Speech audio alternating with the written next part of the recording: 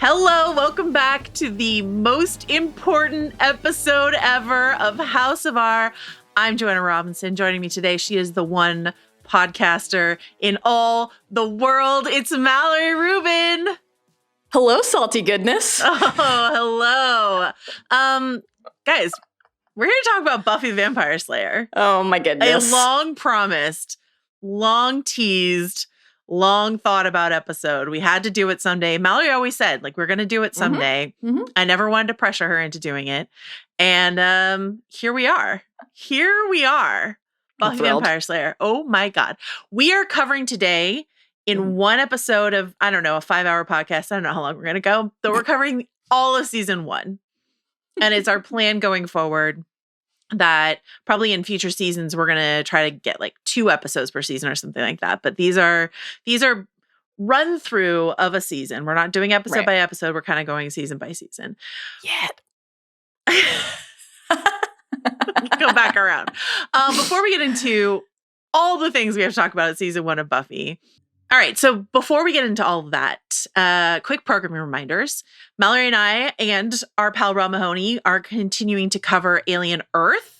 Yeah. We only have a few episodes of that left, but we're going to do that as a trio for the rest of the season. A little Scooby Gang action from us on that. And this week we got a chance to talk to Noah Hawley and Babu Sise. So that interview is part of our episode that we released earlier this week. So we are really excited about that.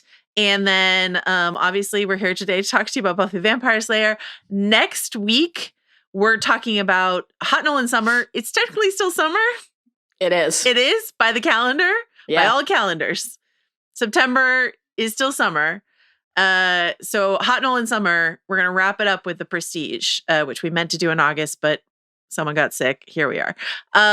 We also have some plans to cover Peacemaker and several other goodies. And speaking of Peacemaker, the Midnight Boys Pew Pew are doing their Peacemaker sort of week by week reactions. That is happening over there.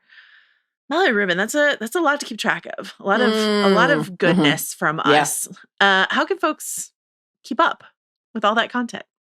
Thanks for asking. Here's what I would recommend. Follow the pods. Follow House of R.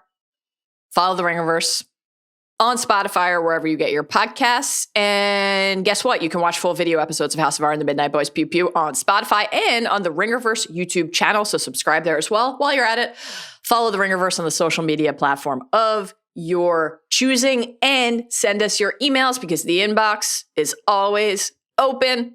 hobbitsanddragons@gmail.com. We did get a bunch of emails from listeners who are watching Buffy, maybe rewatching it, or in several cases watching for the first time because they heard that we were doing it. It's very exciting. Some of them were like, "Hey man, I started my watch on my rewatch when you said you were going to start, and now I'm on season 4. What's your published scheduling?" I don't want to overpromise and underdeliver. Hall of Fame.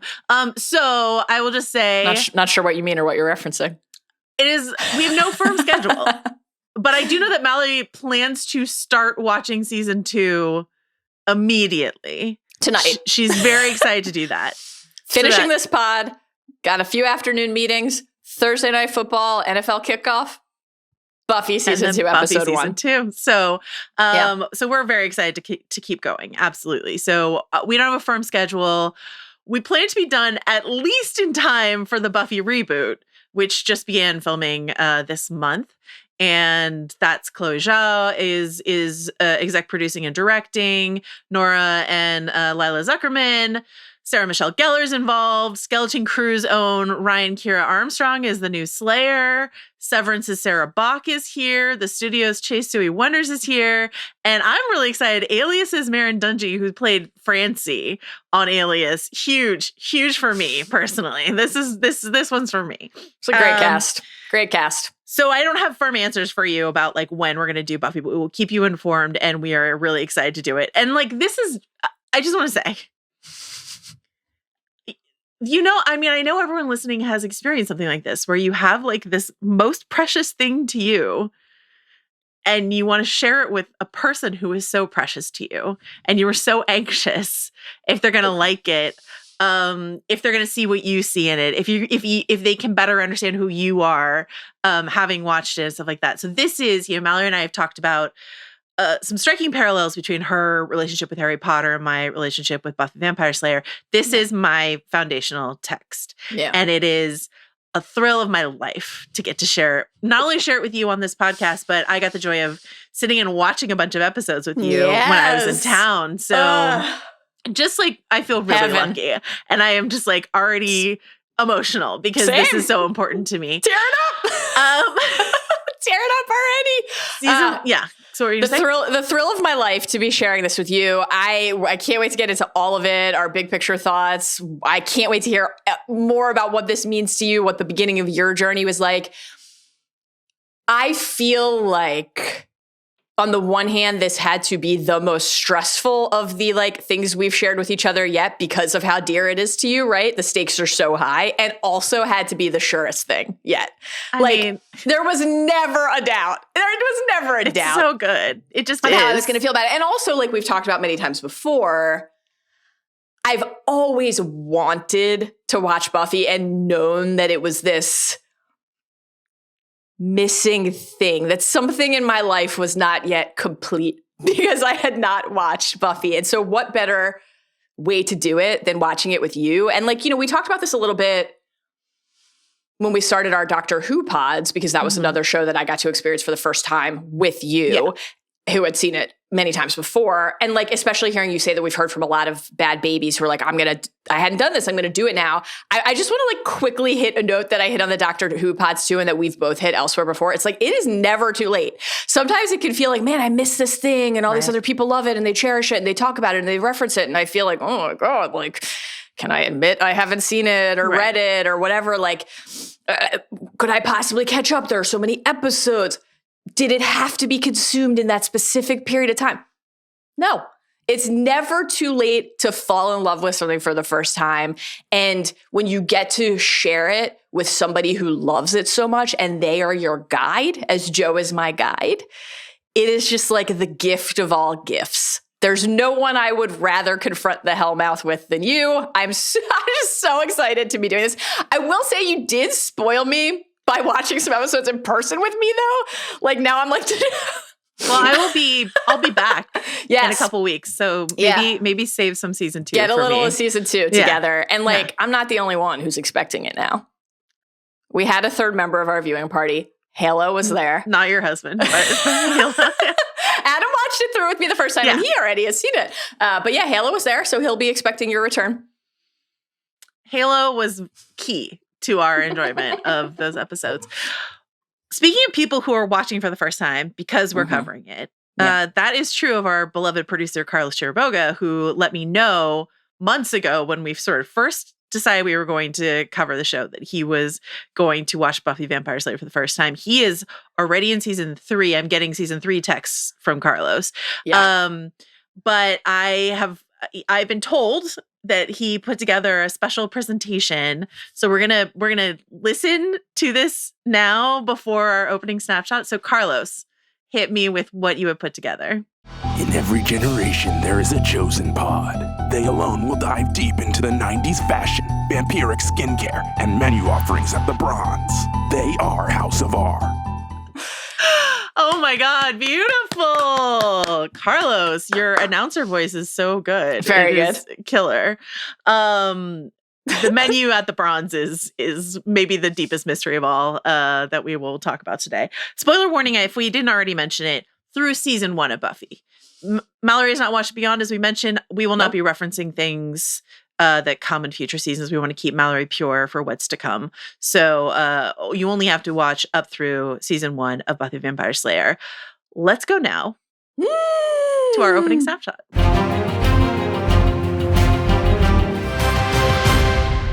Hello. We're back. Mallory has had a slight costume change, and we should say... Yes, continuity error with my headphones had to be done. Classic season 1 Buffy continuity error, honestly. Exactly. We should say, if you're not watching this episode, Mallory has come dressed as one of her favorite characters, which is she's wearing overalls. Yeah. a cute tie-dye shirt. She had her hair down earlier, but now the headphones have entered the chat. Yeah. Your homage to Willow Rosenberg. When I saw Willow break out the overalls, I knew what had to be done. And I had recently purchased not one, but 2 pair of overalls, and yet had not found the opportunity to wear them. And this felt like the moment. And guess what? It was the moment. The other choice would have been, of course, to wear my finest cardigan, blazer, glasses, and dress as Giles. But then I would have had to include a green apple in the cosplay, and that's where I draw the line. Wow. She has her standards, folks. Okay. A brief snapshot of why Buffy the Vampire Slayer is such an important story, not just to me, but to the world of pop culture. Buffy premiered in 1997 as a mid-season replacement, and this was a few years before kind of nerddom, sci-fi fantasy genre storytelling really took over and became the predominant, genre in pop culture. I know that Willow at one point in this season says it's the computer age nerds are in. She's a little premature when it comes to pop culture because Buffy played a huge part in that takeover. We're post X-Files, and that's, X-Files played a huge role in the introduction of sci-fi fantasy into broader pop culture. But we're pre-comic book movie surge, pre-Harry Potter surge, pre-Jackson Lord of the Ring trilogy. 1997, this is the year of ER, Friends, Seinfeld, Titanic, Air Force One, My Best Friend's Wedding. Willow and Xander as 2 outcasts, not by choice, and Buffy as sort of who chooses to cast her lot in with them, were very unusual leads for any TV show, let alone teen television, which at this time was like 90210 or Saved by the Bell. Those are like the teens we were used to following in the early 90s. So this is just like a different flavor of teenager. And for me personally, as someone who would align myself more with the Willow and Xanders of the world than, the Kelly Kapowskis or, Brendan and Brenda, like this mattered a lot to me. Representation matters for the nerds. So here we are. And influentially as like a piece of storytelling, many, many, many film and TV writers and directors cite Buffy as a famous and a favorite and highly influential show for them. Yeah. David Simon. Have you heard of him? Loves Buffy Vampire Slayer. David Foster Wallace, Marlon James. Buffy clearly shaped the TV of the early aughts beyond with like women like Amy Sherman Palladino of Gilmore Girls talks about how influential Buffy was. Shonda Rhimes of Grey's Anatomy, et cetera, et cetera, et cetera. Bridgerton talks about how Buffy was her favorite TV show and really inspired her as a TV creator. Russell T Davies, who used it as a blueprint for his reboot of Doctor Who, which we talked about at length when we did our Doctor Who podcast. Yes. Damon Lindelof, who leaned on it to create a TV show called Lost, which you might have heard of. Twilight, The Vampire Diaries, True Blood, Veronica Mars, Supernatural, and most certainly, and relevant to right now, K-pop Demon Hunters. Hell yeah. And I mean, I want to shout out that K-pop Demon Hunters is, of course, also drawing on a long history of anime and stuff like that, but it is also playing in the Buffy the Vampire Slayer Yeah. Anything you want to say about that?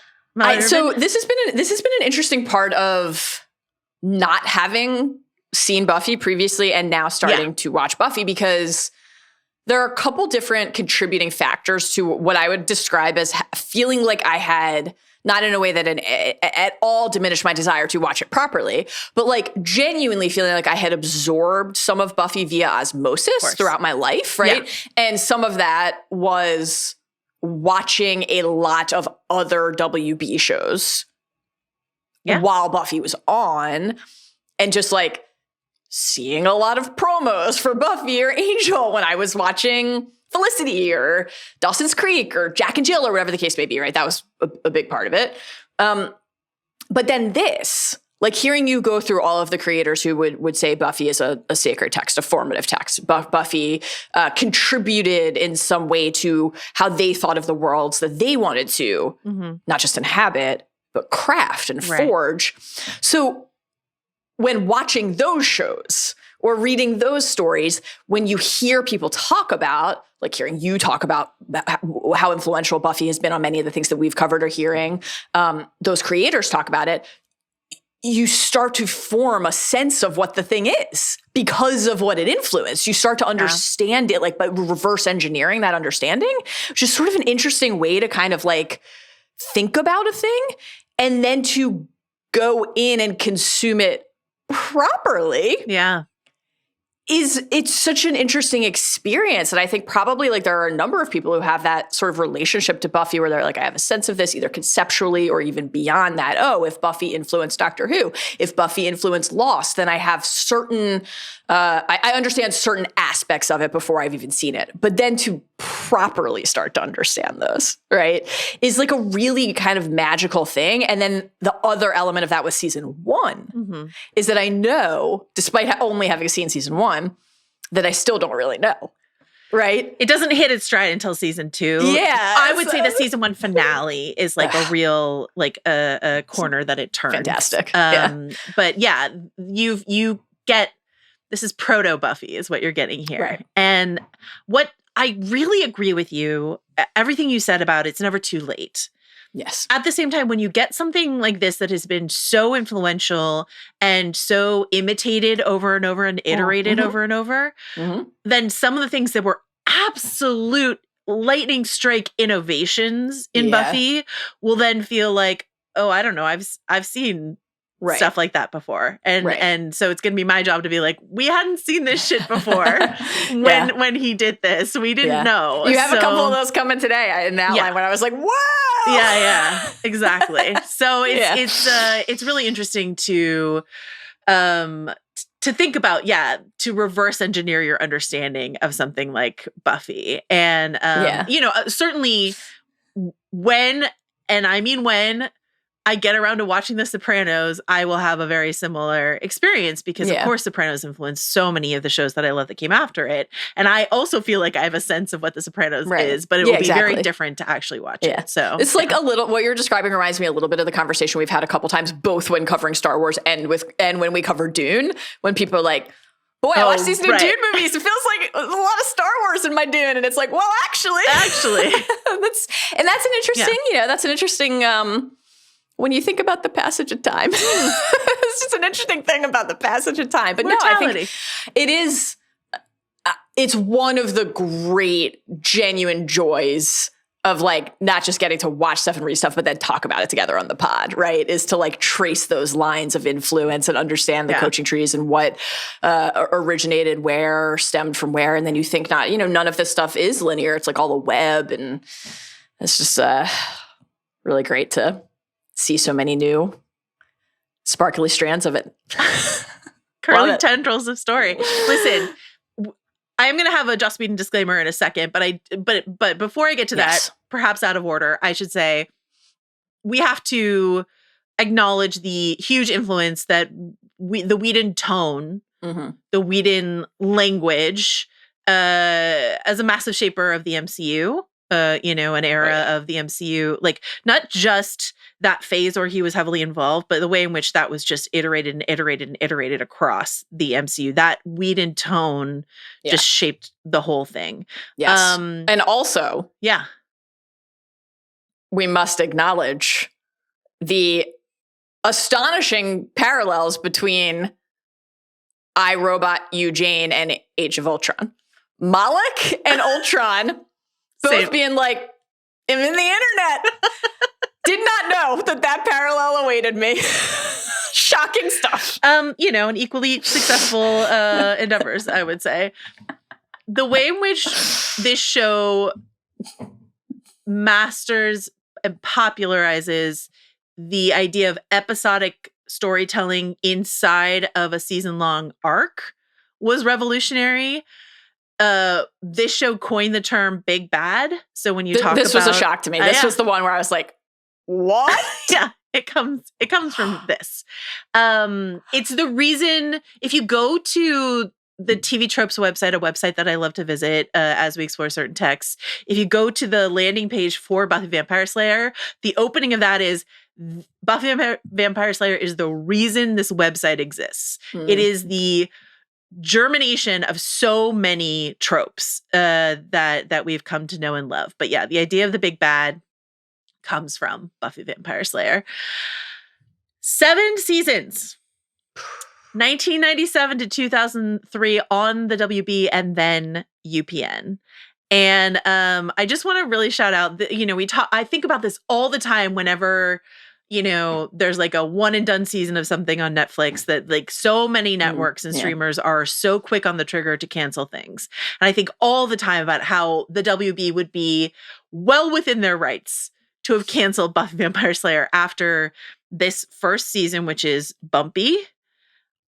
Did not get good ratings. I was like poking around the ratings list. You have to scroll all the way to the bottom to a section that's known as anemic to find where Buffy the Vampire Slayer is, a mid-season replacement. And so if it had been canceled after the first season, like the what is that parallel universe? I don't want to live in it, Jeez. So like that's just that's something that nowadays Buffy would be canceled after its first season. In season 2, it was the Tuesday night lead-in to Dawson's Creek, the first season of Dawson's Creek, which was a huge cultural phenomenon. So even though it never matched like NBC must-see TV, Friends, and Seinfeld and all of that, it gave it a boost. Though, I should say, and we will come to appreciate this whenever we come to a season finale, every season they thought, maybe this is going to be the last season of Buffy the Vampire Slayer. So every season finale kind of operates as a series finale, except for season 4. But after that, they're just like, is this the one where we don't make it? So interesting. That is the history of Buffy the Vampire Slayer. Joss Whedon, I will say, a lot of information has come out about Joss Whedon in the last few years. Mallory and I have had a lot of conversations both on air and off air about creators whose work we love, who we find, I don't know, problematic is not even probably a big enough word for some of these folks whose work we've devoured. For some people, finding out about Joss Whedon's behavior on set, which was deeply terrorizing and inappropriate and all of these things, they're like, well, that's ruined Buffy the Vampire Slayer for me. And if that's the case, then that is your decision. For me, Buffy the Vampire Slayer is such a foundational text for me that I can't peel away sort of who I am and my understanding of story from this particular story. Does not excuse anything that Whedon did. And when we talk about the things that Whedon does well artistically, it coexists side by side with deeply problematic, troubling personal behaviors from him. So I just want to put that out there and acknowledge that this is something that for some people has turned them off on the show. And I understand that completely. So what is wrong with us, Mallory, that we love all these things created by these terribly problematic people? I don't know, but what's wrong with those people that they're so reprehensible? Absolutely.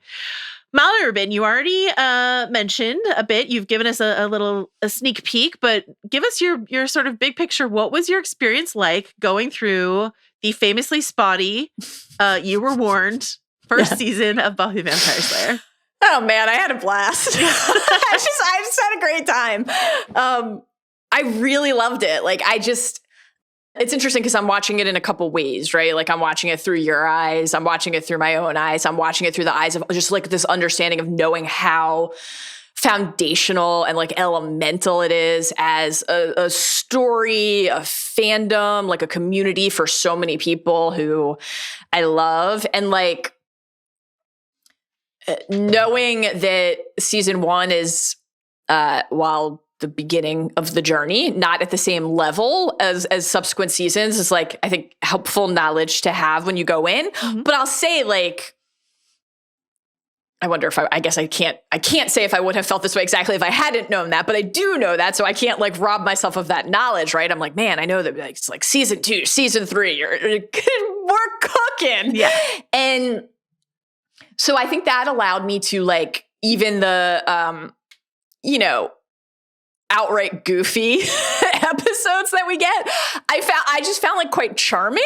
Obviously some of these episodes are outstanding and some of them are not. And like the season is uneven and it is mixed overall. But like, you asked me at one point, like to kind of put a number on my experience. And it was really high because I wasn't just watching it thinking about season 1 and the quality of season 1. I'm like, I have stepped into the world. I've taken my first step into a large adventure world, right? Like I've begun my journey. Yeah. So that part of it was just so thrilling. And like, I think especially, I really liked the beginning of the season. There are some episodes elsewhere that I really love as well. I thought the finale was like easily the best episode of the season. Correct. Spoiler, we've got superlatives coming. And even though we will be talking about the finale before then, a ton of my picks are still from the finale. I kind of like couldn't help it. Great. So I just thought, I was like, man, I would boot up the next episode right now if I didn't like want to force myself to wait. So I'm so excited for all that's ahead. And like, there's just so much here. This is why I was saying earlier, this had to be like the surest bet on the board, knowing that I would love this, because it has so much of what I find like rewarding and fulfilling in a story and in a world and what I gravitate toward. Like, obviously, as you know, I love a chosen one tale. Yeah. I love a friend group and a found family unit, like watching the relationship forge between Buffy and Giles. I love a guide. I love a mentor. Watching the friendship between Buffy and Willow and Xander. Like, it's just some of my favorite stuff there is. I love a town where mysterious things are happening. I love that, right? Yeah, what is the upside down if not the other side of the Hellmouth? Yeah, really? exactly. Yeah. It's like, you know, that's a good example, right, of what you were saying earlier, where like, I'm sure there are going to be people who come to Buffy late and are like, this reminds me of Hawkins. And of course, like, how could Sunnydale not be foundational strands of DNA for what Hawkins is? And it's interesting to now think about it that way. And then, you know, you mentioned this on, it's good segue. Like Chris Ryan, I'll say out loud, good segue. Onto, you said on our last Stranger Things pod, when we did our season 2 revisited pod last week, you cited, because this is obviously very present in Stranger Things as well, and you cited that this was something we would talk about with Buffy. And this was just like one of my single favorite things about the first season and just about the overall kind of like fabric of the world and fabric of the character sets. I love a coming of age story. Yeah. And to watch young people who are trying to navigate their lives and figure out who they are and assess their own sense of self and like discover their identity, to watch routine things take fantastical form. The melding of like the way that the supernatural can give shape to the anxieties that drive young life is like just masterfully done. And as I understand it, will only get better from here. Like the idea of, you know, episode 11, Out of Mind, Out of Sight. Yes. Not my favorite episode of the season necessarily, but yeah. The idea that like feeling invisible, you're in high school and you feel invisible and then you literally turn invisible. I'm like, bow down. I know. You know? Exactly. Your anxieties and your fears and your nightmares manifest. And not only do they manifest tangibly, they manifest in front of your friends or your peers or the people you want to like you. You open your textbook and spiders come out, or you actually genuinely are not prepared for your quiz, or you do show up naked in class, right? Or whatever the case may be. Like, your parents don't think you're living up to your promise, or you're not living your life in a way that allows them to vicariously live through you. And so they body swap. Like, you know, on and on and on and on the list goes. You take a date to the morgue and then he's like, I kind of liked it. You get catfished by a demon. Who has not been there? So I just loved all of that. And then, I mean, obviously Buffy is an incredible character and it's so wonderful to have her in my life. You and Rob and I were texting about this and you were like, basically Vegas took this off the board. Like, I just love Giles and Willow so much in a way that you, a person who knows me very well, surely obviously anticipated. They're just already only 12 episodes in, characters who I am so invested in and care so deeply about. Like, that's just a great feeling. So I cannot wait for season 2 and for the show to level up to that like God tier space. But I really am just so happy already to have dipped my toe into the bloody, boiling pits of Sunnydale. Thank you for inviting me on this journey with you. That goopy pool that the master rises out of without a single drop of anything on him. Okay, so thank you so much for sharing that. I want to say the thing that I was most excited about as you were texting me about your journey through season 1 is almost all of your texts, and it's always fun to receive a Mallory live text experience. they were so character based. It was so much about how you were falling in love with these characters, which is what saves season 1. I think I have a strong affection for season 1. Yeah. But I really understand how it's off-putting for a lot of people who were not there at the time. And because I was watching Buffy from the start, I really understand that if you were not there in 1997, you're like, I can't see anything.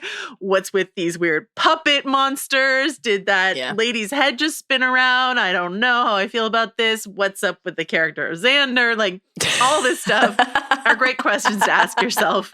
Xander, we will continue to ask that question about. But I think that basic idea, and so what I will say is that Buffy the Vampire Slayer, I am roughly the same age as Buffy and Summers, and so their journey through high school mirrored my journey through high school, and their journey into young adulthood mirrored my journey into young adulthood.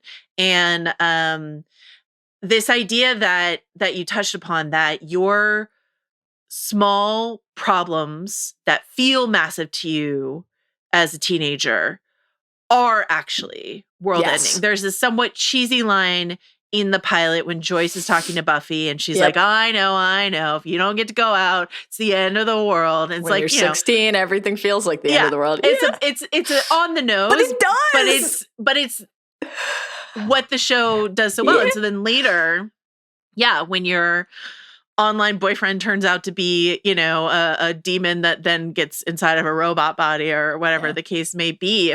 If you're trying to go to prom, but it's the end of the world, literally. Right. Here we go. And then I think the idea of that, which was Joss Whedon's twin ideas, are, what if we take the blonde damsel in distress who wanders down an alley in any given movie and make her the scariest person in the room? Great idea. What if high school is hell is literalized? Great idea. Smoosh those two ideas together, and that's how you get Buffy the Vampire Slayer. It's worth noting that even to this day, if you go to the Chosen One Wikipedia page, there's a list of fine examples, a lot of characters we love to talk about. Frodo's there, Luke Skywalker's there, Paul Atreides is there, Harry James Potter is there, Aang is there. There's only one woman listed still to this day, and it's Buffy and Summers, which is not to say there haven't been female chosen ones since, but they are still few and far between. It was so revolutionary to have a young woman as a chosen one here. And shout out to Sailor Moon, who existed before Buffy. And again, there are examples that exist. Shout out to like the old folklore of Mulan. But like, Buffy was so strange and so new and so exciting to watch. And then in terms of, I remember, like, this is my introduction to going a level deeper on, this isn't just a story I like to watch. These are like, this is like, I like to read what this creator says about why. I like to listen to the DVD commentary on every single episode. I like to start to learn the names of the various writers and what a David Greenwald or what a Jane Espenson or what a Marty Noxon episode mean. Like, what does that mean? It really was my school for understanding how to talk about television. It was my introduction to message boards. It was my introduction to just like that kind of fandom where when you meet another Buffy fan in the wild, you have this immediate connection and you can talk about it. I still remember my experience of like, I have talked about this before in other podcasts, but I had like in season 2, a girl who went to my school who was a year older than I was, used to tape episodes of Buffy and bring them to, because I wasn't allowed to watch TV on a weeknight.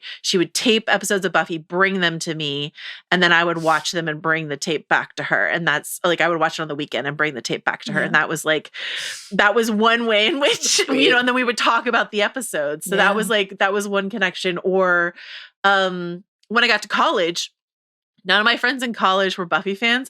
I converted so many people into, watching Buffy, buying me box sets as gifts. Like, it just became like a thing that we all like did together through my sheer mania about this one thing. This was my introduction to what it means to be like a capital F fan of something. It's my introduction to the idea, and I know it existed in Star Trek and stuff like that, but it is my introduction to the idea of like fandom can be scholarship. That there have been like, you know, and this is true of Harry Potter as well, but there have been like academic symposiums and like, you know, college courses and, you know, all this stuff around the lore, the language, the idea, the thoughts, the feelings of Buffy the Vampire Slayer, which is all the more fun to know exists because of the deeply uncool name Buffy the Vampire Slayer. You have to say it every time. You can shorten it to Buffy, but that's still silly to say. And that's just like an added pleasure of like trying to take Buffy this seriously, is because you always have to say Buffy when you talk about it, which is really fun. On that idea of like, it taught me about television. Like I was saying before, there's so many innovations. I'm just going to mention some episode titles without spoiling what they are.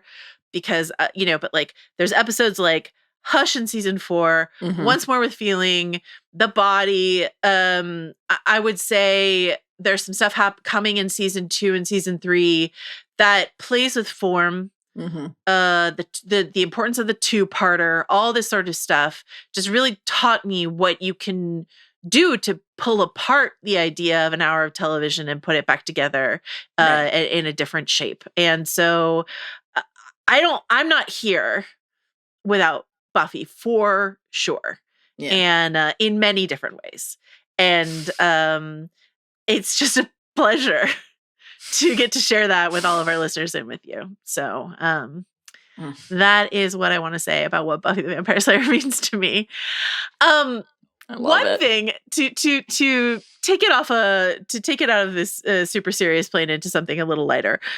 When you and I were watching those season 1 episodes together, we started spitballing about some thoughts and feelings we had about the approach to slaying that goes on here. Giles has this incredibly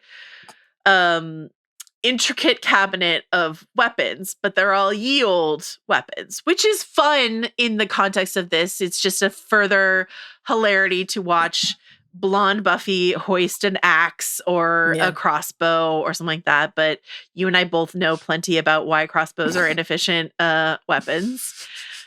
Mallory, we've spent time in Westeros. Yeah, we've spent some time in Westeros. Takes too long to load. Mallory, Rubin, what were some of your innovative ideas that you came up with on how you, if you were the Slayer, the one girl in all the world, how would you fight the demons?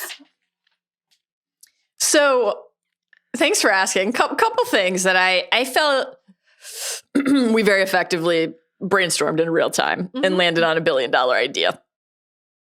And should move forward with a business strategy. So a couple things. One, in addition to just the limits of the stake, which we'll get to in a second, also feel compelled to note that the fending off with the cross. Yeah. It just feels so easily dodgeable. It's just so many times. It just knock it right out of your it's hand. Just like narrowly directional. It's not. If there's more than one vampire than anyone on a not direct path. So that's very limiting. And then that got us talking about the stake. And on the one hand, it's very appealing to just kind of live in a playpen of stakes. You know, we get the great moment early where Xander finds the stake when Buffy drops it out of her bag and returns it. And it's like, you know, asking for building a very little fence. The tiniest fence. You know, whether you're snapping a chair leg or grabbing a pull cue or teaming up to snap a table and see who might fall on that shard. Stakes exist all around us, and so that's nice. However, you need to grab it, you need to not have it tumble out of your hand, and you need to hit the heart. All of these are challenging things. And so we started to posit, what if you didn't have to do any of that? Yeah. And a little context, we had the extreme pleasure of presenting a film at the American Cinematheque Friends of the Fest. We presented Mad Max Fury Road. We did. Had a great time. It was an incredible experience. Well, as we all those bad walked, it babies. was just fantastic. So as we good. walked to the Los Feliz 3, we walked through, it was a very hot day in Los Angeles, and we walked through a mister, like one of the misters, right? That diffuses a cooling, in theory, refreshing mist of water. We should say this establishment had just a plethora of misters going. It was misters everywhere, and people were eating under them. And so I was repelled by this. So I was like, I don't want this strange mist in any of my orifices. Any of them. Correct. Okay? Correct. Covering my eyes. But it was on my mind later when we were watching. And I thought, this holy water seems like a good way to get out of a pinch. You know those umbrella hats? Yes. Okay. So we put the umbrella hat on the head. Yeah. And then these misters that they've got all over Palm Springs, LA, other hot, melting cities. Let's get some of that tech in micro form on the umbrella hat. And then we're just walking, diffusing, misting holy water, and no one can fucking touch us without erupting in boils and having their flesh melt off. Doesn't that seem better? So on the one hand, sure. Because we're safe. On the other hand, at the end of the season, when the master's like, you're dead, and Buffy's like, yeah, but I'm still pretty. Do you feel like you could deliver that line with a straight face if you had an umbrella hat on? Yes. Okay. And here's why. Okay. Buffy Summers says that after a little bite to the neck, falling face fucking forward into some befouled cave water. Yeah. Receiving some restorative CPR from Xander and walking in a situation where anyone else would look like a drowned sewer rat and just could not possibly look more stunning. Yeah. The slicked back hair. So my you feel feeling like is Buffy could pull off anything, including the umbrella holy water mister. So if you were the Slayer, you would just have this innate glow to you that even if you had an umbrella hat constantly misting holy water around you, people would be like, wow, I love that dress. Yeah, you could maybe also consider, perhaps we could look at, like, it could be a choker. It could be a necklace. I'm thinking of the 90s. It could be a choker. I do think that we're getting the most coverage. Probably it could be a bucket hat. Bucket hat, very 90s. Sure. Yeah. Headband. Why not a headband? Another proposition we had to go with the holy water mister. And in this case, we were drawing on inspiration from the Underworld series of films, in which they have bullets that are somehow infused, with UV.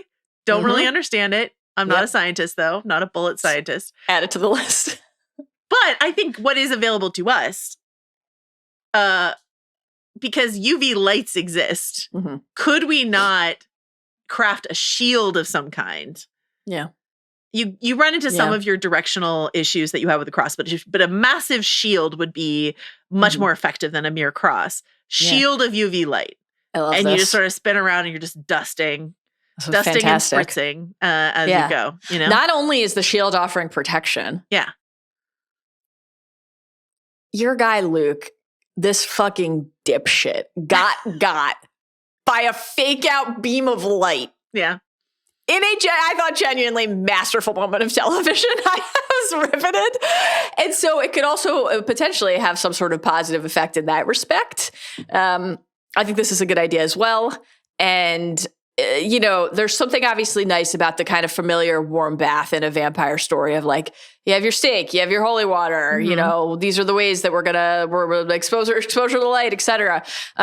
Let's innovate a little on the how to defend yourself from and or kill a vampire front. That's all. We just have a few notes for the Buffy reboot. For Kira, if you want to put on an umbrella consider hat, the Mister hat. Just consider it. You let us know. Last but not least, sort of before we're going to get into some episode breakdowns and some superlatives, we had a big question to ask. It's something that Carlos teased in his incredible audio gift that he made for us. And this is a mystery that will haunt us, spoiler, for the rest of the series. Oh, boy. What exactly is the Bronze's vibe, demographic, menu, etc.? What's happening at the Bron, an all-ages club that does serve alcohol, but also coffee, that seems to have dancing every night, and anyone who's anyone at Sunnydale High goes there. But I should note, adults definitely also go to the Bronze. So what's happening here at the Have they just... Is this just the most masterful business plan of all time that you have somehow hit? There's no aging out of the Bronze. It hits every single demo. Interesting. Incredible lineup. Famous musicians come and play the Bronze. Like some good live music. What's happening here at the Bronze? Well, Joe, I don't know. I mean, I know you've seen the show. You're familiar. I don't know if you know this. It's a 1 Starbucks town. It is. So 1 Starbucks town is one of my favorite lines. And I just need you to know, canonically, sorry, I'm going to spoil this one thing. I think it starts at Is there more than 1 Starbucks? No, there's a coffee shop called the Espresso Pump, and that like becomes a key location. It's basically Sunnydale is like a movie theater, the Espresso Pump, the Bronze, the high school. Okay, I'm actually glad to have this spoiler because while the Bronze is obviously inextricable from the text of season 1. Yeah. And as I understand it beyond, I do find the idea, even in a 1 Starbucks town, of like one place that is the hang for everyone utterly baffling. Now, obviously, in some ways, this is a television staple. It's very like Peach Pit coded. Yeah. I don't know that I might just be projecting my like Jonathan Byers love to be at home reading Vonnegut energy here. But like the idea of everybody, no matter their social group, going to one place, but particularly beyond that, the idea of everybody being this interested in dancing. Yeah. Is very difficult for me to wrap my mind around. The idea of that many high school students wanting to dance. But the thing that, as you know, I was struck by the most was the menu. I may have put my thumb on the scale a touch with Carlos's copy for the opening in that respect. Because when Owen offers to grab a little snack for Buffy and returns with a muffin, I have never been so astonished and befuddled in my life. This is a club where there's a stretch where we see the bouncer outside carding. Right. But for what? But the children are in there having bran muffins. It's just like an amazing thing that I can't totally wrap my mind around, but also can't imagine the show without. Throughout the story of Buffy, a lot of red Solo cup action at the Bronze. We don't do glassware at the Bronze. Angel seems to like live right behind the Bronze. Like it's a lot of questions about it.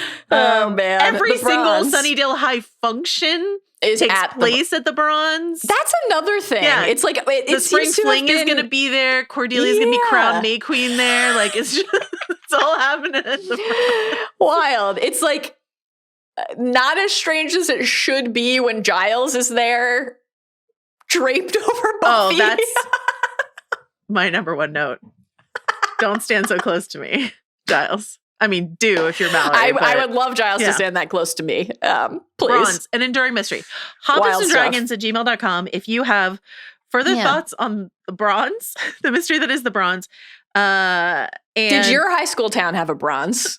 I mean, if they did, I did not know about it. And there were coffee shops. We hung out in coffee shops, I feel like. Yeah. And then kids went, I grew up across the Golden Gate Bridge from the city. So people would like go into the city and people would go in the city with fake IDs and stuff like that. But that's different from what the Bronze proposes to offer Sunnydale. Right. Well, this is 2 hours from the closest Neiman Marcus, if memory serves. So, I mean, if I had a nit to pick about season 1 of Buffy, I have a few.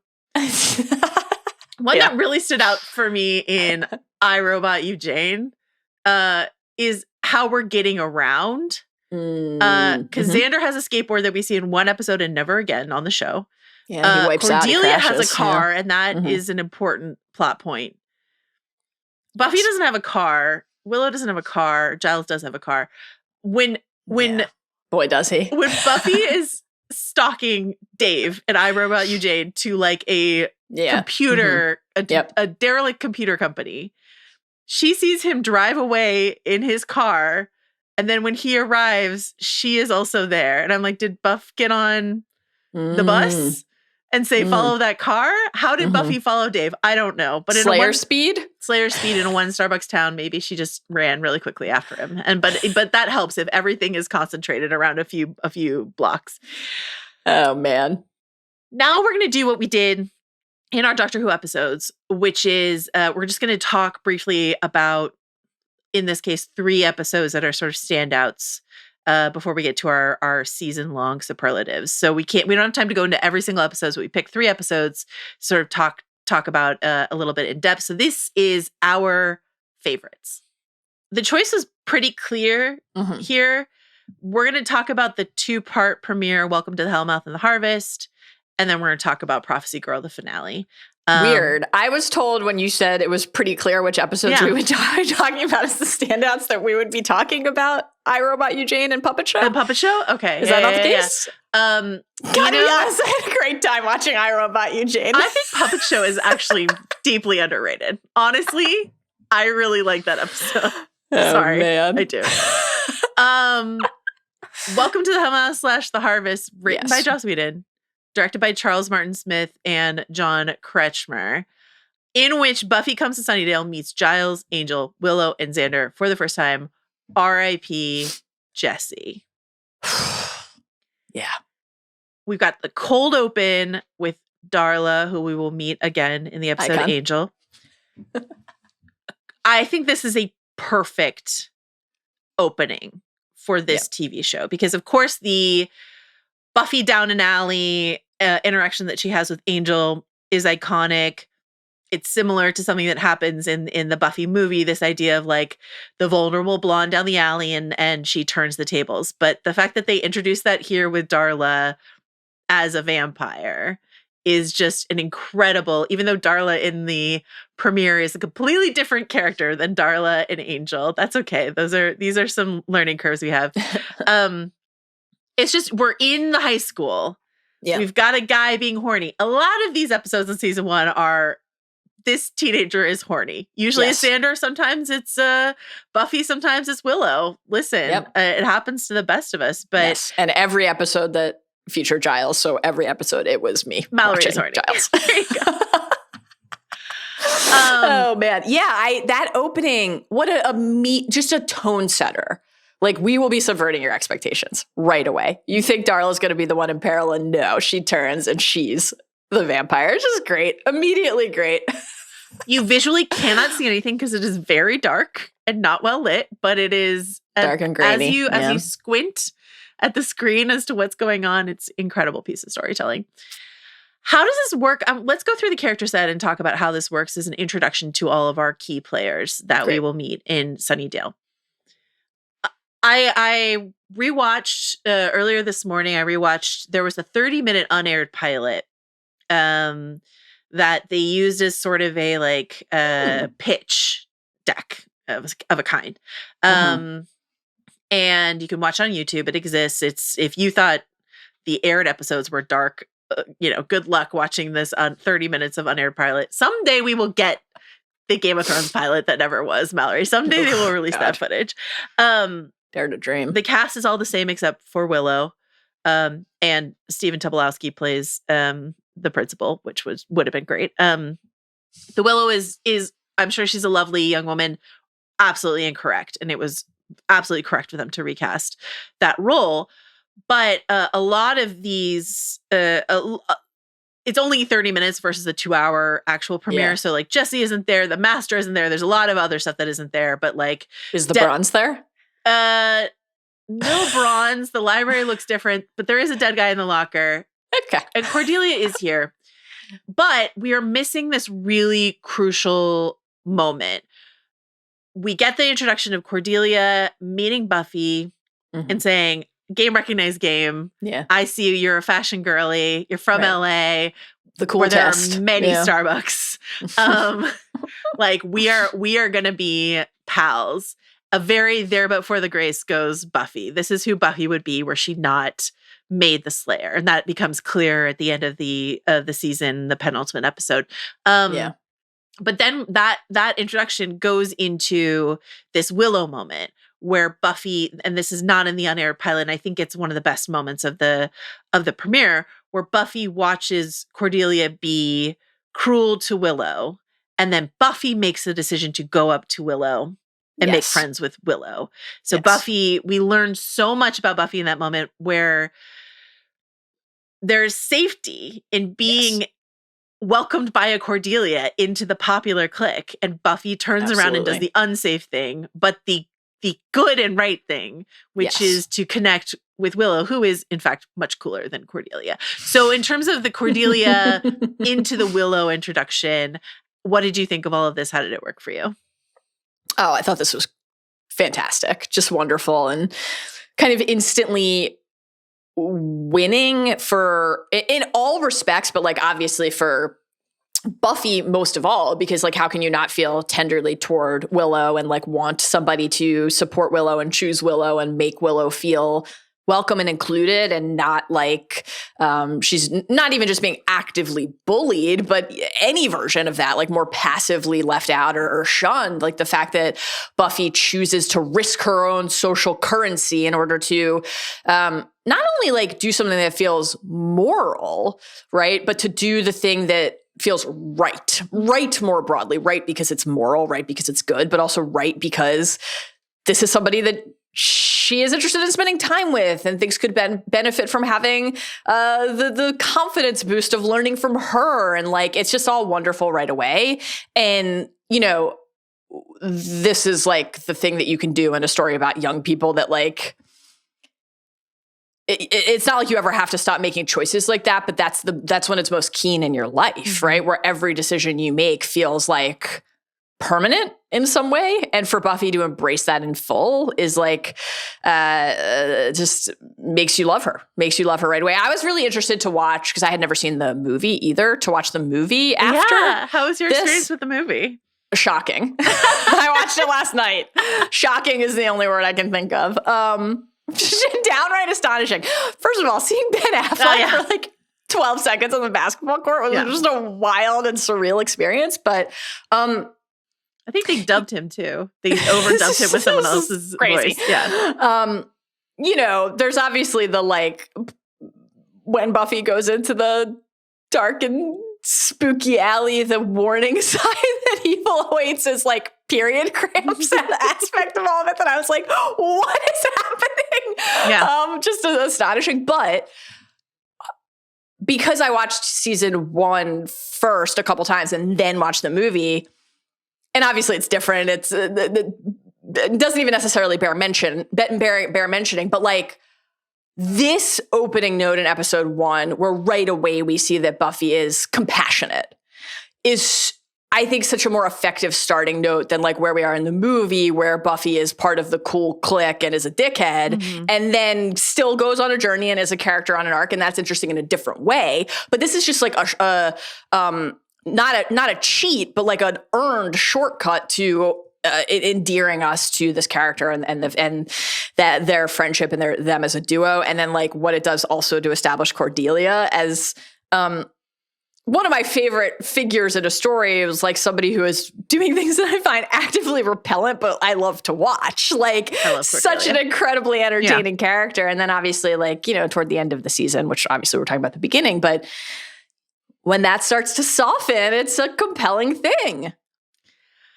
I love that. It's funny. I was thinking a lot about Stranger Things. I was thinking about Nancy and Steve and Jonathan. That's like a love triangle, but like, you know, Nancy is like protective of Jonathan, you know, even though she's in the safety of dating Steve Harrington is like sort of a similar moment, I think, for that, establishing that character, that sort of like save the cat moment, save the Willow moment.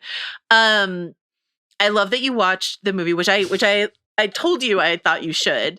To be clear, Joss Whedon hates that movie. He wrote it and then like lost control of his own script. Yeah. And this is sort of like a redemption for the story that he wanted to tell. And the way that he tells it is that he considers this show a sequel to the script that he wrote, not necessarily the movie that was shot. So when we talk about Buffy burning down high school, that's like in the original script, etc. She doesn't talk about Merrick, her watcher that was in that movie. You know, like it is connected and disconnected at the same time. Yeah. Xander Harris. Yeah. Boy, oh boy. A character I loved in 1997 and a character that is a tough watch in 2025. Joss Whedon says this is his avatar inside of the story, and you're like, You can definitely tell. Yeah.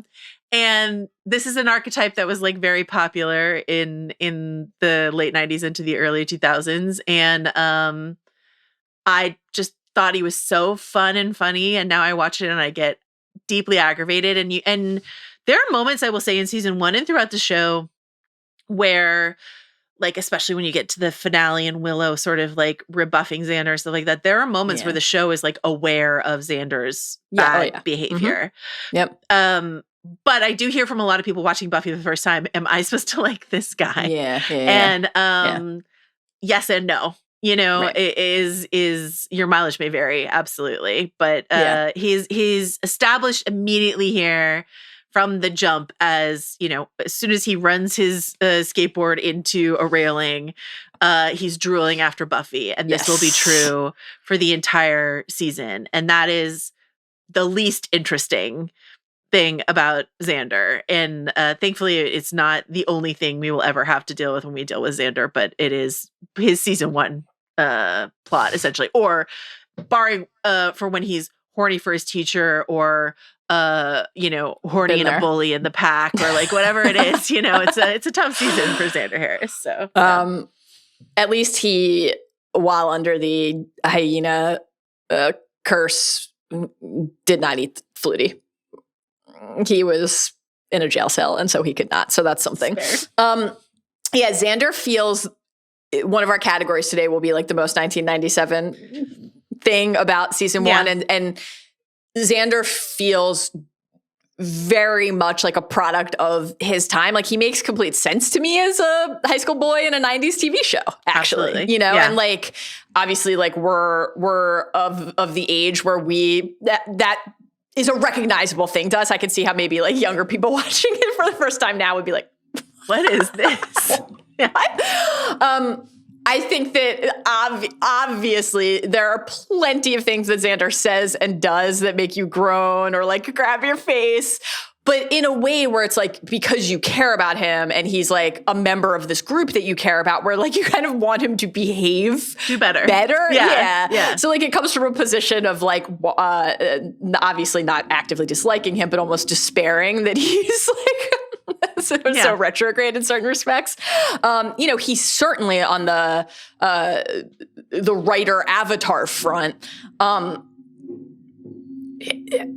His dialogue is so quippy and so fast and witty in a way that like you can feel the fun that Whedon had in crafting him and in writing him. And also it has a little bit of the like, does anybody talk that way actually in real life, you know, quality to it. But when you're watching it, it's like, he feels like he's kind of inextricable to me just 12 episodes in, from like the rhythm of the language and speed, like cadence of the show. He feels like like he sets the pitch clock kind of. And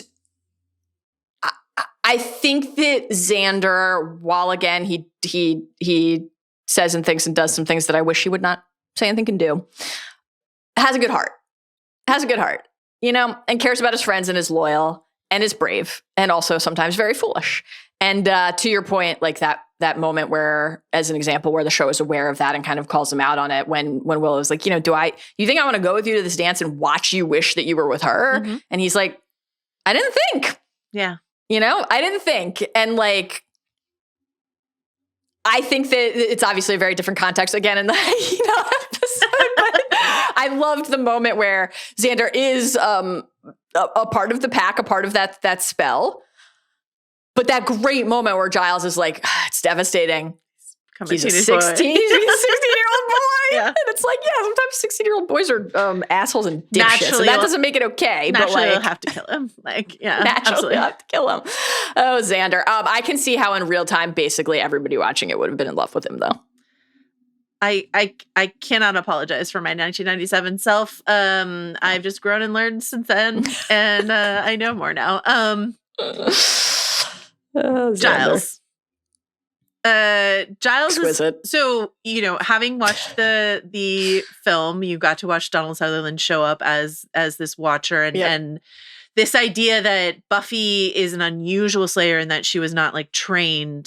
Mm-hmm. She's trained later than other Slayers would be trained.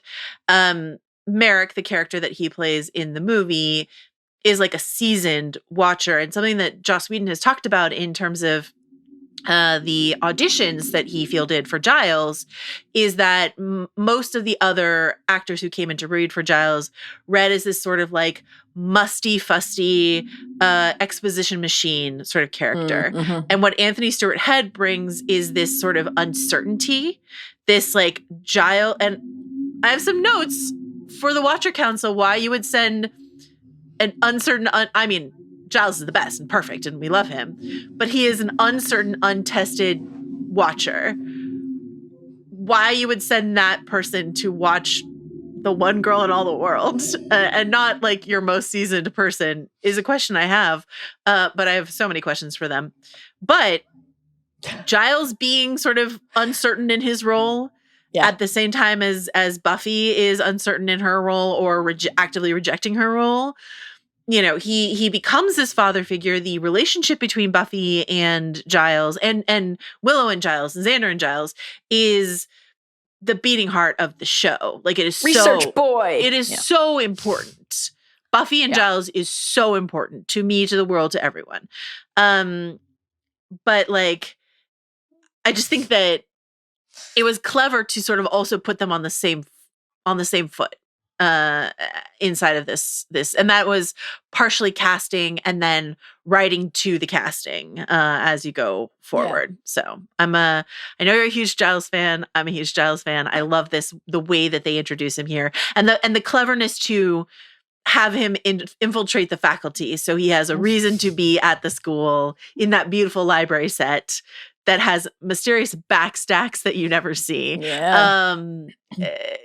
Week in, week out is just really smart storytelling. So I'm inclined to say I have no notes. Horny because for Giles. I think this Mallory is Rubin, canonically horny for Giles. Sheer perfection. I guess my one note would be, as I've shared with you, and as it is addressed in the text a couple times, not as frequently as it should be, that it just would be weird. And I say this as someone who was very close to a number of my teachers and really valued and loved the relationship with some of the teachers who shaped my life. It's just, you're spending a lot of time with the librarian, and I got a kick out of it. There's so many lines about that, though. Yeah, I got a kick out of every time. It took a few episodes for people to start mentioning it, but then finally Joyce is like, hey, teachers are they really care about their work. I was like, thank you. You kids sure do love the library. It's great when they start to acknowledge it. It felt important. I love Giles. Like I love them all. Giles is definitely my favorite through season 1. I would like to fuck this man. That is part of it. I just think he's so sexy, and like obviously he spends his time in a library reading books and doing research, and that is the stuff, Lionel. I need people to know that when we were watching, I think we watched like 6 episodes. 7 episodes. We did 7 together. Of season 1 together. You're not a huge, like, let me pause, at least not when we were watching. Probably when you're taking notes you are, but like, you're not like a huge pause. The way that you paused and rewound this one section where Giles is taking his glasses on and off. It's just very powerful. And you're just sort of like on, off. It's just so, it's hypnotic. Yeah. I love how often he takes his glasses off and puts them on. Yeah. I just really love it. I love the whole vibe. And obviously, the main feature is what you already said. I just think that their relationship is so beautiful. And like the overall dynamic between all of them is like incredibly potent right away and effective right away. I think that Giles and Buffy in particular, inside of that, to the point you made about like where he is and his expertise level, it's just, I love what that unlocks kind of for like their power dynamic where like, sometimes on the one hand, it's like obviously like archetypal classic hero's journey stuff. Like where are you going to find your wizard along the road who's going to help you and teach you and learn? But like, obviously sometimes something intentionally often that we as readers or viewers can bump against is when the guide, the mentor always thinks they know better, right? You can't leave Dagobah. Here's why. Right. Like, and we like the hero in that case are meant to sort of question that and resist it. But the fact that Giles, like sometimes he does that, but it's pretty rare. Like they're on a shared journey of learning and discovery. And that makes Buffy, she's learning and she wants to learn and she seeks his counsel and values his wisdom, but she is a driver of her own fate. Like it just puts them more as like co-pilots. Yes. Like it never feels like she's in a sidecar on like his motorbike. And that feels like really crucial and important in this story and like a huge ingredient to its success and why it works so well. And as Willow and Xander too, like grow inside of their roles. And I think that I was struck by this rewatching Puppet Show, once again, an underrated episode of season 1, where Buffy is like so certain. Yeah. That this is a demon, and yeah, it's this back and forth of like Buffy isn't always right, Giles isn't always right. Sometimes Willow is right, sometimes Xander is right. Like Buffy has her Slayer sense, like this is a thing that exists, and so it can be frustrating when they like aren't paying attention to her, and you're like, but she's the Slayer, but she's sometimes wrong, and that's crucial. So then you can always have this back and forth in this discussion. And something I meant to say in terms of that sort of we're all sort of learning and growing together. I want to zip back. I forgot to mention this when you were talking about Xander and you were talking about the patter of his language. Yeah. One of my favorite things that I learned listening to the audio commentary about a season 3 episode is there's no spoilers for this episode, but it's a library scene. The kids are all there, and Jocelyn was going through someone else's script, and he's like, this is a Xander line, and you gave it to Willow, and they were like, yeah, well, Willow didn't have enough lines in the scene, so we thought like maybe she should say it instead of Xander, and he was like, you can't just a Xander line is not a Willow line, right. And you can't just exchange them. And like they all talk in this heightened, Dawson's Creek will become famous for this later, et cetera. They all talk in this heightened, nobody really talks this way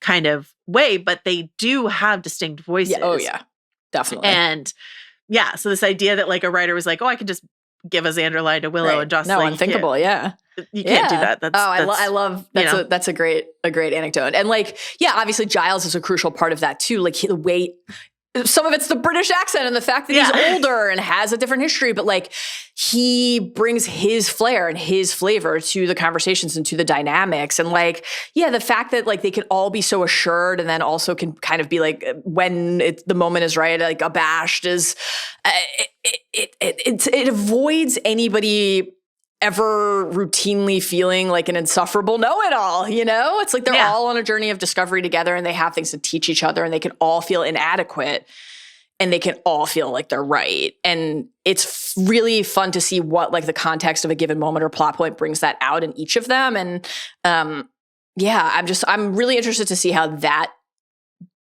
like what feels consistent or like it changes over time with that. Cause obviously like that's a part of, young life is like hitting moments where you're like, actually, no, I do know better than you now. Or I don't feel like I know anything at all. I don't even know how to make a single decision in my life. And like what feels constant there, what feels like it's changing. I'm really curious to see.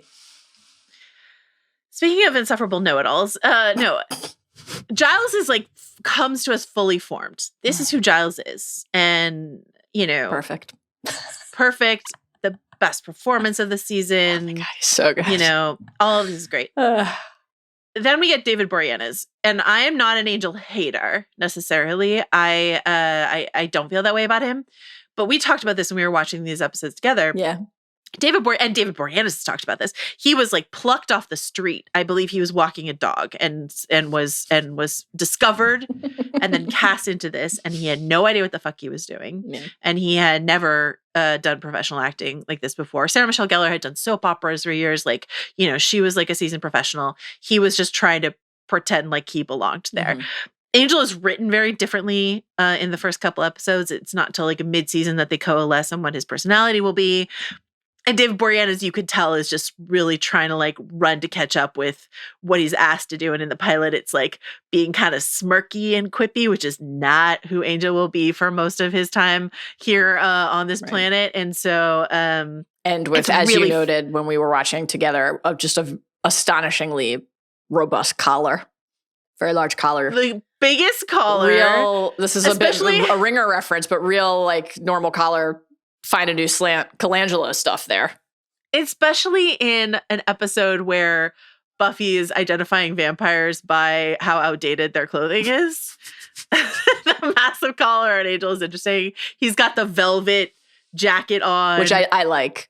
Which is great, but does not make it out of season 1. This is a season 1 note. He's got some extra eyeliner on that he will not have on for the most part in later seasons.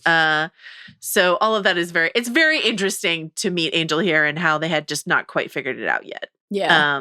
Yeah. But, you know. Yeah. I would say like Angel, other than Buffy herself, I felt like I had Giles was kind of new to me. Yeah. Xander, pretty new for me. Willow, I kind of felt like, okay, Willow is going to be for me. I felt like I knew that, but I didn't have a lot of a very specific sense beyond that. So I would say other than Buffy herself, the two characters who I felt, without having seen a second of the television show before, that I had the best feel for and knew the most about were Angel and Spike.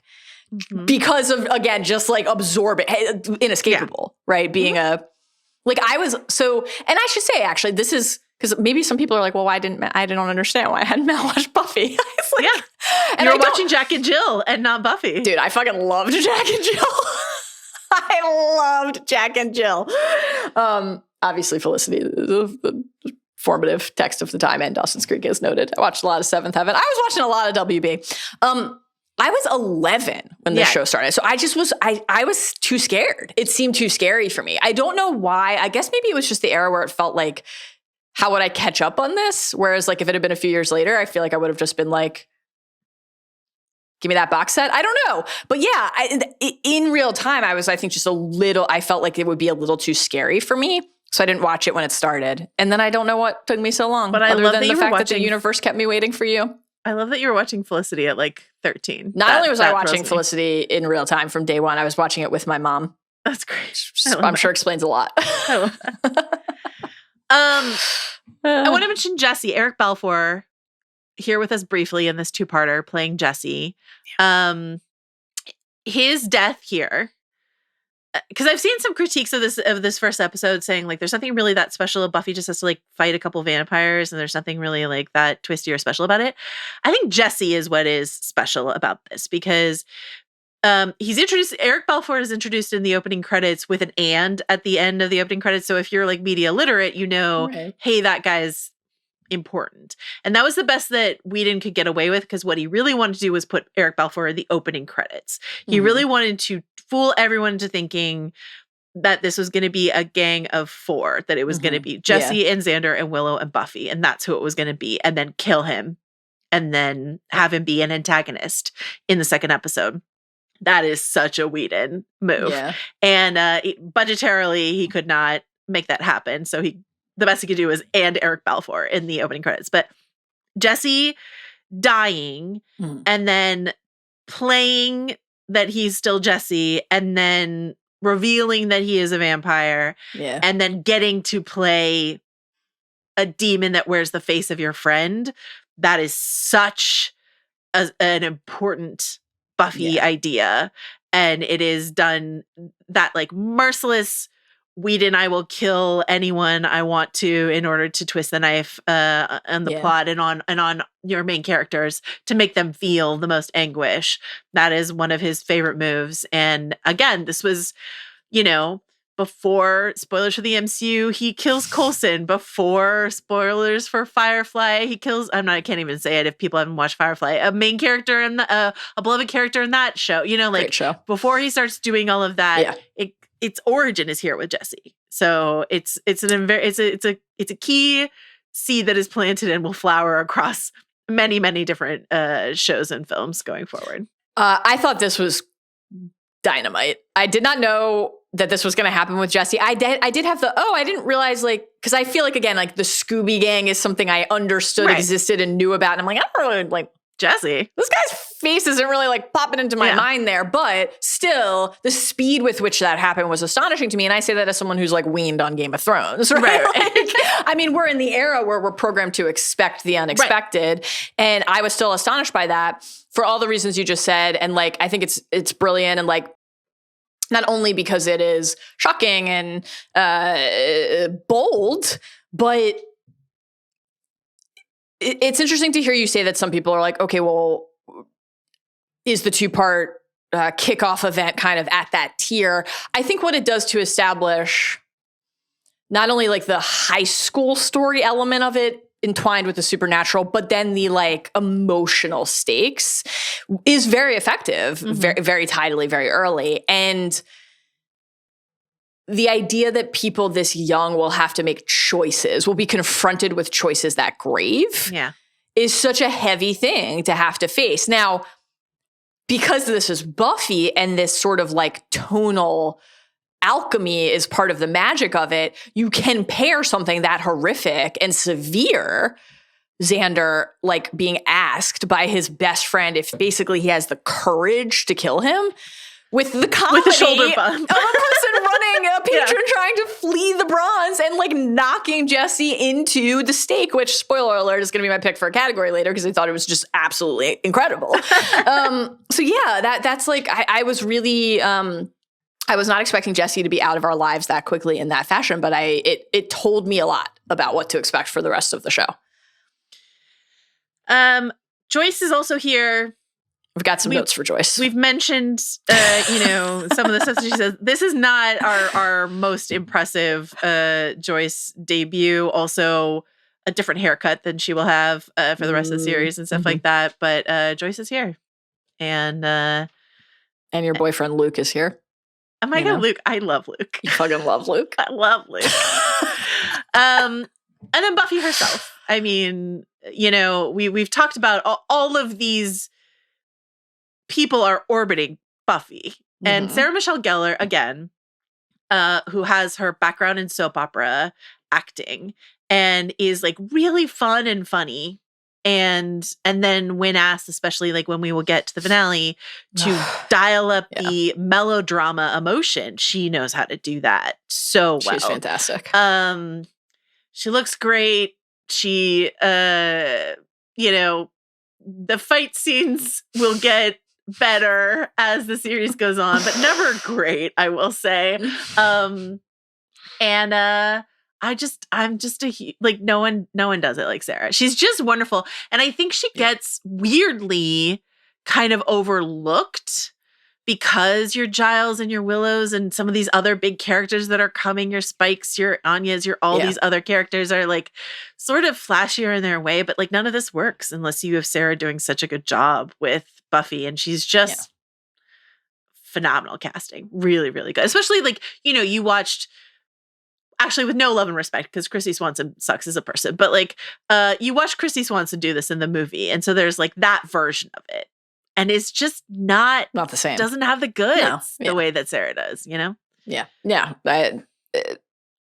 Listen, Cruel Intentions, one of the formative texts of my young life. Right.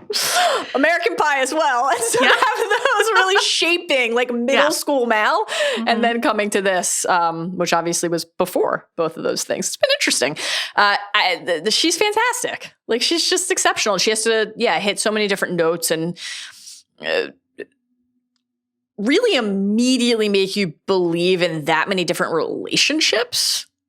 Yeah. It's very hard to do. She's fantastic. She's great. I think that's a very normal thing too, like what you were saying about how the quote unquote sidekicks like get more like you're going to meet way more people who say, like, my favorite is Sirius or Lupin or Ron, than Harry, et cetera, et cetera, et cetera. Like, I feel like that is fairly common. But yeah, she's dynamite. The character and the performance, just incredible. It's great. Absolutely. Incredible parade of mini dresses and knee-high boots in this season as well. Unbelievable as the wardrobe. Staple look, the season 1 staple look. The darker hair. She gets blonder and her wardrobe changes in future seasons, but this is the iconic, the bangs, all of it. Okay. Prophecy Girl.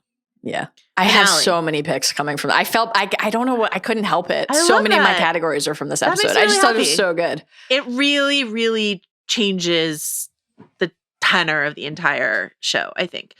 Written and directed by Joss Whedon. This is Whedon directing for the first time, barring that unaired pilot experiment that I talked about. So this is a huge moment for like someone who will become a quite important, impactful director in the world of pop culture. As a result, I would say there's a maturation and deepening of the emotionality as a result of Whedon's direction. Mm-hmm. Not just the writing, but the direction as well. And then it just looks better. Everything is barring the giant puppet, which I actually kind of love, the tentacles and the mouths of the Hellmouth. I love a puppet. So yeah, you do love a puppet. I do love a puppet. So when I was taking my notes, I was like, God, this is so bad. And I was like, actually, if this was CGI, it would be way worse. I love a puppet. I scratched it out. But it's well lit. This episode's very well lit. Mm-hmm. And I think moments like Cordelia and Willow stumbling upon, I don't understand the group of men who are gathered here are these supposed to be AV Club guys? I don't understand who all these guys are. They look like they're the swim team or something like that, but they're just like slaughtered in the AV Club room. And you get that lingering shot of the 3 little pigs with the blood spatter on it. And that's just like a step up from anything that we've experienced so far in this show. So just like visually, in some of the choices that are made, this is a step up. But emotionally, this is the episode, of course, where it is prophesied that Buffy will die. And she does, but not for long. Mm-hmm. R.I.P. to the Master and party on kids. Good old fruit punch mouth. Good old fruit punch mouth. What do you want to say about this episode? So I'll save many of my thoughts for the categories where I know I will return to them, but I will co-sign everything you said. I thought that the emotional depth was very impactful in the episode, and like it is a great, great, great hero's journey episode. The Master saying to Buffy, prophecies are tricky creatures. They don't tell you everything. You're the one who sets me free. If you hadn't come, I couldn't go. Think about that. It could not possibly be more my shit. Like that's just. But then also the other side of that loophole of, yeah, Buffy's gonna die, but hey, there's CPR, And I loved that so much, like a human thing. Mm-hmm. It had to be Xander. It couldn't pulling her out of this supernatural demise. Like just all of it is so great. The reluctance and then the embrace, like the fact that she has to confront this idea of fate and then gets to challenge it and has to be the one to decide. Like I just said, basically everything about this episode worked for me. I thought there was some great Willow stuff in this episode that I will be returning to in other categories, and just a sensational Buffy episode. Really fantastic. Good Giles episode too. I was going to say Giles in pieces, like like Giles saying towards the end, I'm going to go do it. She doesn't have to do it. I'm going to do it. Beautiful. But before that, he is neat and tidy when he says that. Before that, throughout the episode, he is just in shambles. He just like rumpled and sleepless and just in anguish over what is happening to his Slayer. Like it is just hugely important how distressing this is for Giles, who in the Nightmares episode, not the best episode of Buffy, but an important one in terms of everyone's nightmares are coming true. Then we go to a cemetery. There's a headstone that says Buffy Summers. And, Willow and Xander are like, oh, is this Buffy's nightmare? Or whose nightmare is this? And Giles says, it's mine. Yes. My nightmare is I fail my Slayer. And something that I think is explained in the movie, but I will just say in case it isn't, is like the Slayers die young. They're called young and then they die. They do not last very long. And so this idea that like Giles knows that the likelihood that Buffy will die under his watch, within a couple years, that's historically been true. Right. The fact that it's mere months just feels like the utmost failure to him. And he's not supposed to be this emotionally connected to his Slayer. Right. It's a job. It's a mission. Yeah. And so that aspect, his like, I've gotten too close, I care too much for my Slayer, is here. And then there's also this series-long idea that Buffy's superpower is her friendships. Yes. And so the twin power of Willow's devastation being the thing that pushes Buffy into action. They made it their world and they had fun. That moment of Buffy's like, all right, I'm gonna do it. Paired with, it has to be Xander who saves her. Xander, for all of his flaws throughout the season, it's Xander who goes to get Angel despite, his resentment of and jealousies of Angel. And his shitty behavior when he's rejected inside of this episode. And it's Xander who has breath in his body who can help her when Angel can't. And that all of that is the core four important superpower of Buffy the Vampire Slayer. Multiple things that you just said I will be picking in the categories because I thought it was all amazing. I'll come back to the Willow moment in a category, and I will come back to the idea of the Slayers dying young from Buffy's perspective in a category. On the Giles front, I will say to like one of these larger kind of umbrella ideas that we've talked about and had is like kind of like, what does watching this for the first time help me understand about you? What you were just saying about Giles is so far to me like I think one of the 2 or 3 main things, because a thing I know about you and that you've talked about on the pod is like, what, for example, your favorite Star Wars quote or one of your favorite Star Wars quotes is the greatest teacher failure is, right? So like this, how central that is in this episode, this beautiful episode, but just the show more broadly, like the idea that heroism and failure are not in conflict with each other, they're inextricable from each other, and that facing that and feeling small or unsure in the face of it, and then having people in your life who help you forward and through it anyway, or finding the courage in the face of that fear to do the thing that you don't want to do, that you were standing there if you're Buffy and saying, I don't want to do this. I quit. Yeah. I'm out. And then confronting the fact that you have to do it anyway, not because somebody told you, but because you decided you had to. Other people need you. For Giles to feel like, okay, my job is to prepare this person and I couldn't do it. She doesn't know how and neither do I. Yeah. Like, how are we going to save the world if we can't even figure out what to do in this room right now? Right. And then in that final, again, I'm spoiling all my picks here, but like in the final battle, the fact that like the stake that claims the master is a table that the other people broke. Yeah. It's like everybody plays their part, even in the physical choreography and dance and entanglement of that battle. Like Buffy, the master taunts Buffy, like including that puppet. Including the puppet and including Cordelia. Yeah. And my great love, Jenny.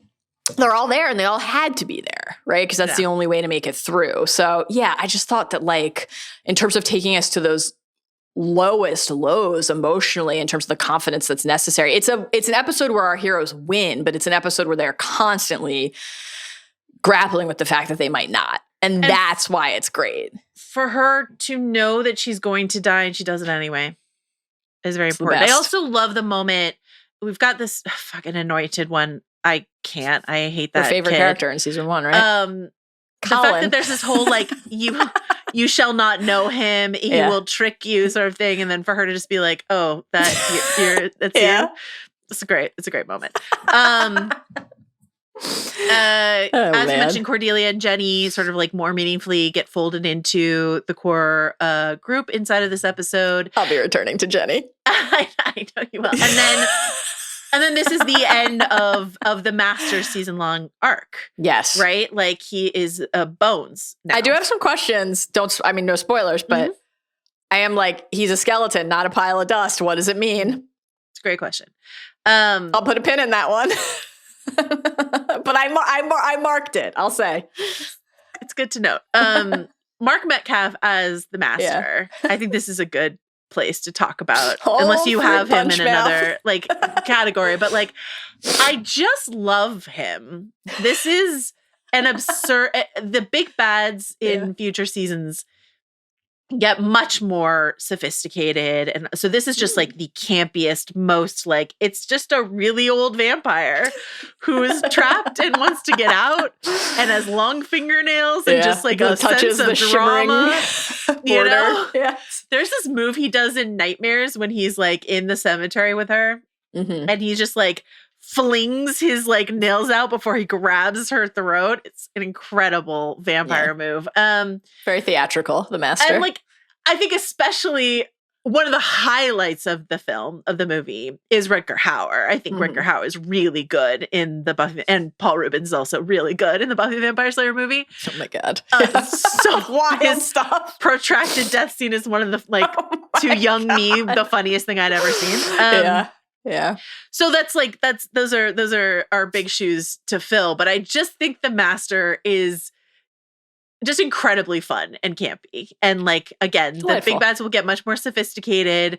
He's not in my top 3, but he might be number 4. Like, honestly, like he's kind of up there for me. So interesting.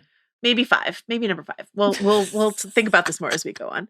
And then once again, as I mentioned, this could be a series finale if it needed to be. Yes. Like that's how they wrote it. It could have been one season and done.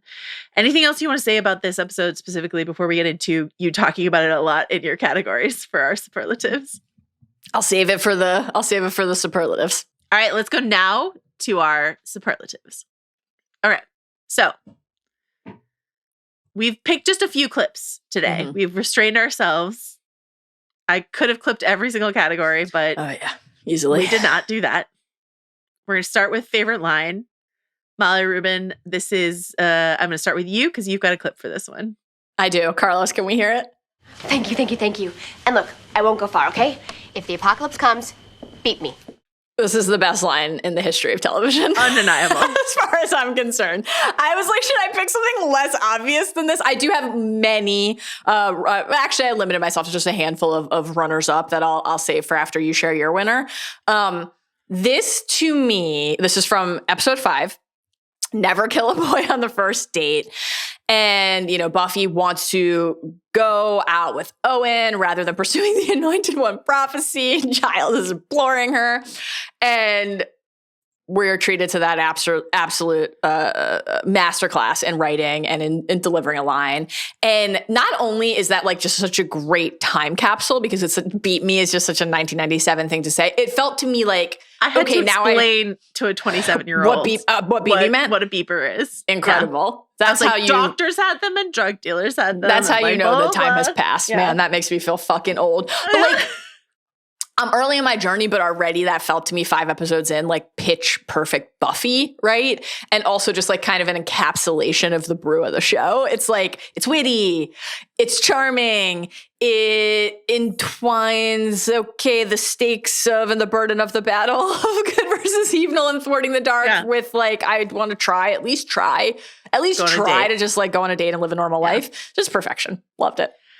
I think I told you this when you texted me about that line, that it used to be Buffy was in syndication on FX for several years, and they had these ad campaigns that were like, exorcise daily, like watch Buffy the Vampire Slayer. And if the apocalypse comes, beat me was definitely like always in those. There's another one from season 2 that I will highlight when we get to season 2 that was in all of like the ads and stuff like that. But it's of the same tenor. I have a similar thing. I think that it tries to put together 2 parts that make the whole that is Buffy.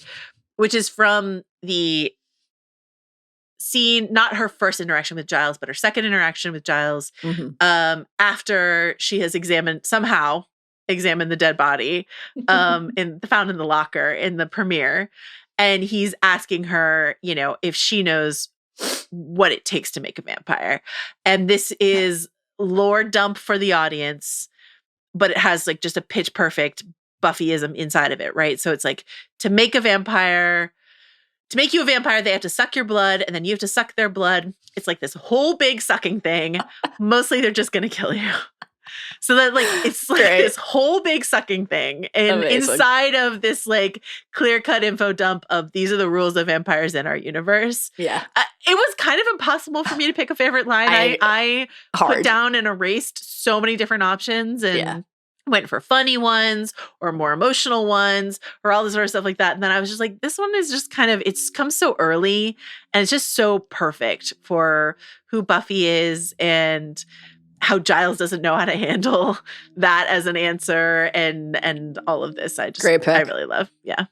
This is the category where I have the most honorable mentions I did try to, I think again, the writing is so good as every episode has a dozen candidates for this. Here are a few others that I considered picking. Episode 2, The Master. We remarked upon this in real time together, snuggled up with each other in Halo on the couch. Tonight I shall walk the earth, and the stars themselves will hide. That's just a bar. We love that one. Episode 4, I get a real kick out of Xander saying, funny how the earth never opens up and swallows you when you want it to. Yeah. Too true. Episode 5, this is one of my favorite Giles lines. I have volumes of lore, of prophecies, of predictions, but I don't have an instruction manual. We feel our way as we go along. I just think that's beautiful and also feels very much like part of the mission statement of the early show. It's just great. I already mentioned the next one, which is it's devastating. He's turned into a 16-year-old boy. That's from episode 6. And then a few candidates from the finale. While I co-sign what you already said, that Xander's response to being rejected by Buffy when he finally asked her out is bad. Mm-hmm. I think right before that, when they're still in it, when they're having the conversation, I do love the way he says, you either feel a thing or you don't.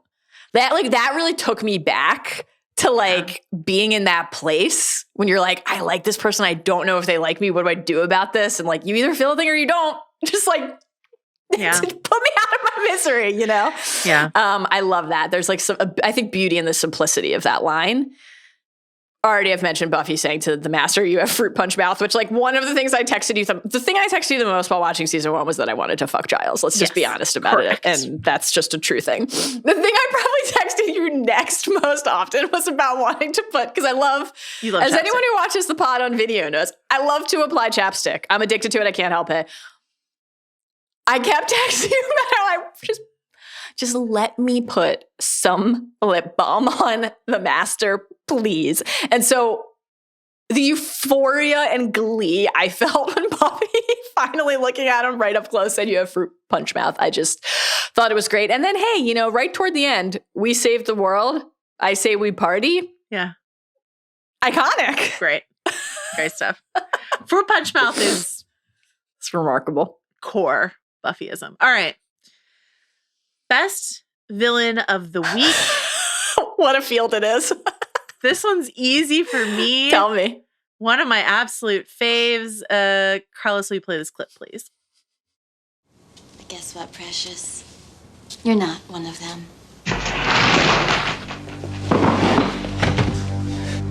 Are you? No, but I'm not exactly one of you either. Is that what you tell yourself these days?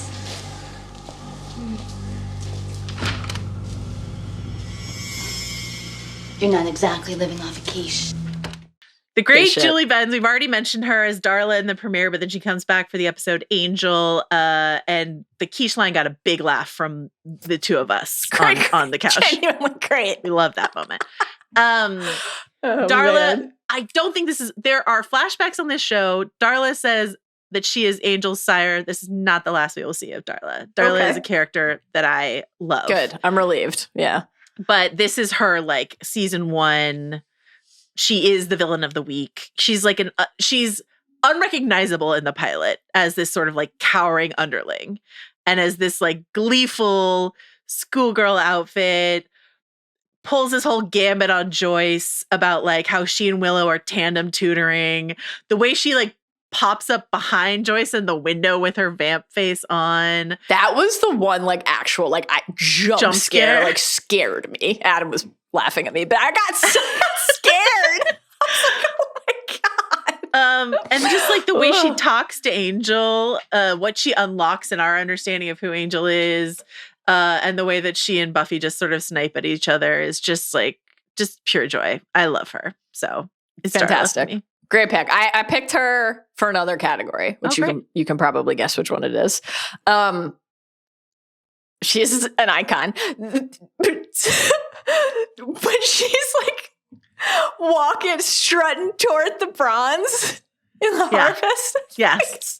Really good. God, great. Also, I should say, she's so ahead of her time in the like calling out the immortal guy into teenage girl trope, which has become like such a conversation piece in like romantasy and stuff like that. And she's just like, this is really sad, dude.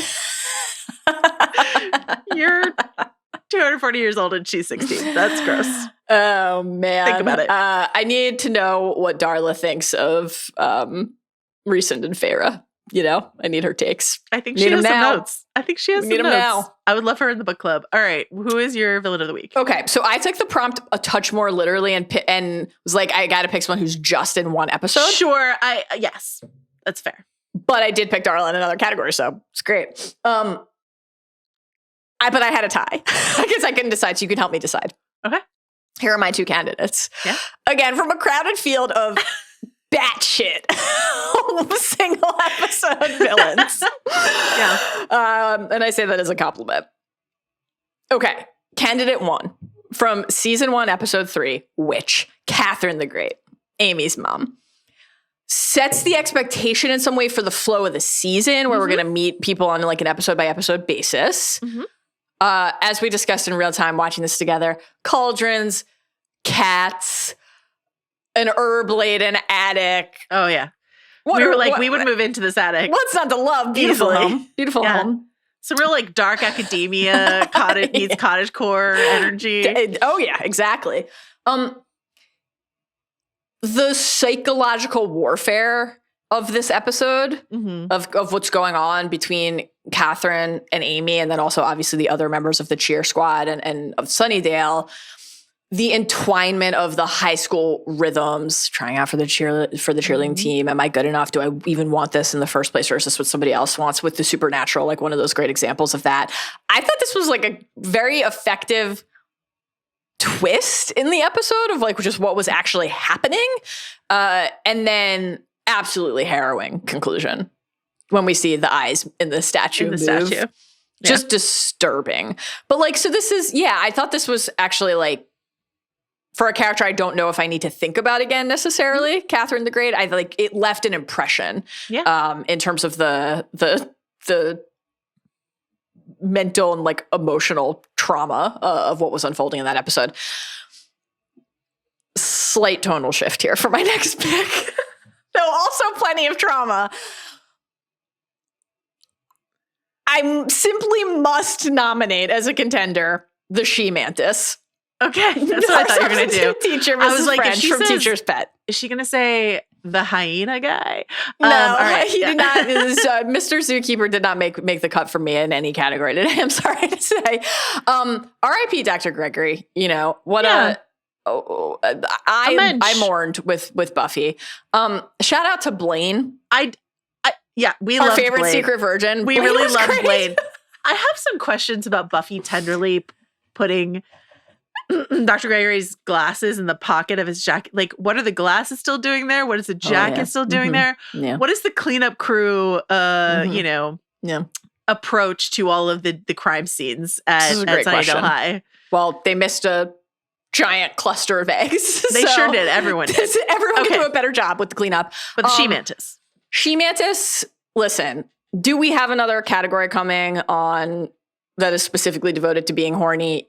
Of course we do. As a House of R episode, what did you guys expect? Come on. Yes. stay tuned. However, here I will share the way that it changed my life when Giles said, yes, she's lovely. Well, in a common, extremely well-proportioned way. It's forever changed by that moment. Incredible.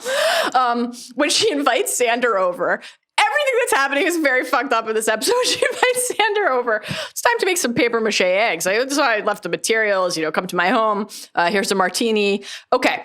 Have you ever been with a woman before? And Xander replying, you mean like in the same room? Killed me. It did. And just again, with the larger through line there of the seeds of some sort of adolescent aspect bearing this supernatural fruit.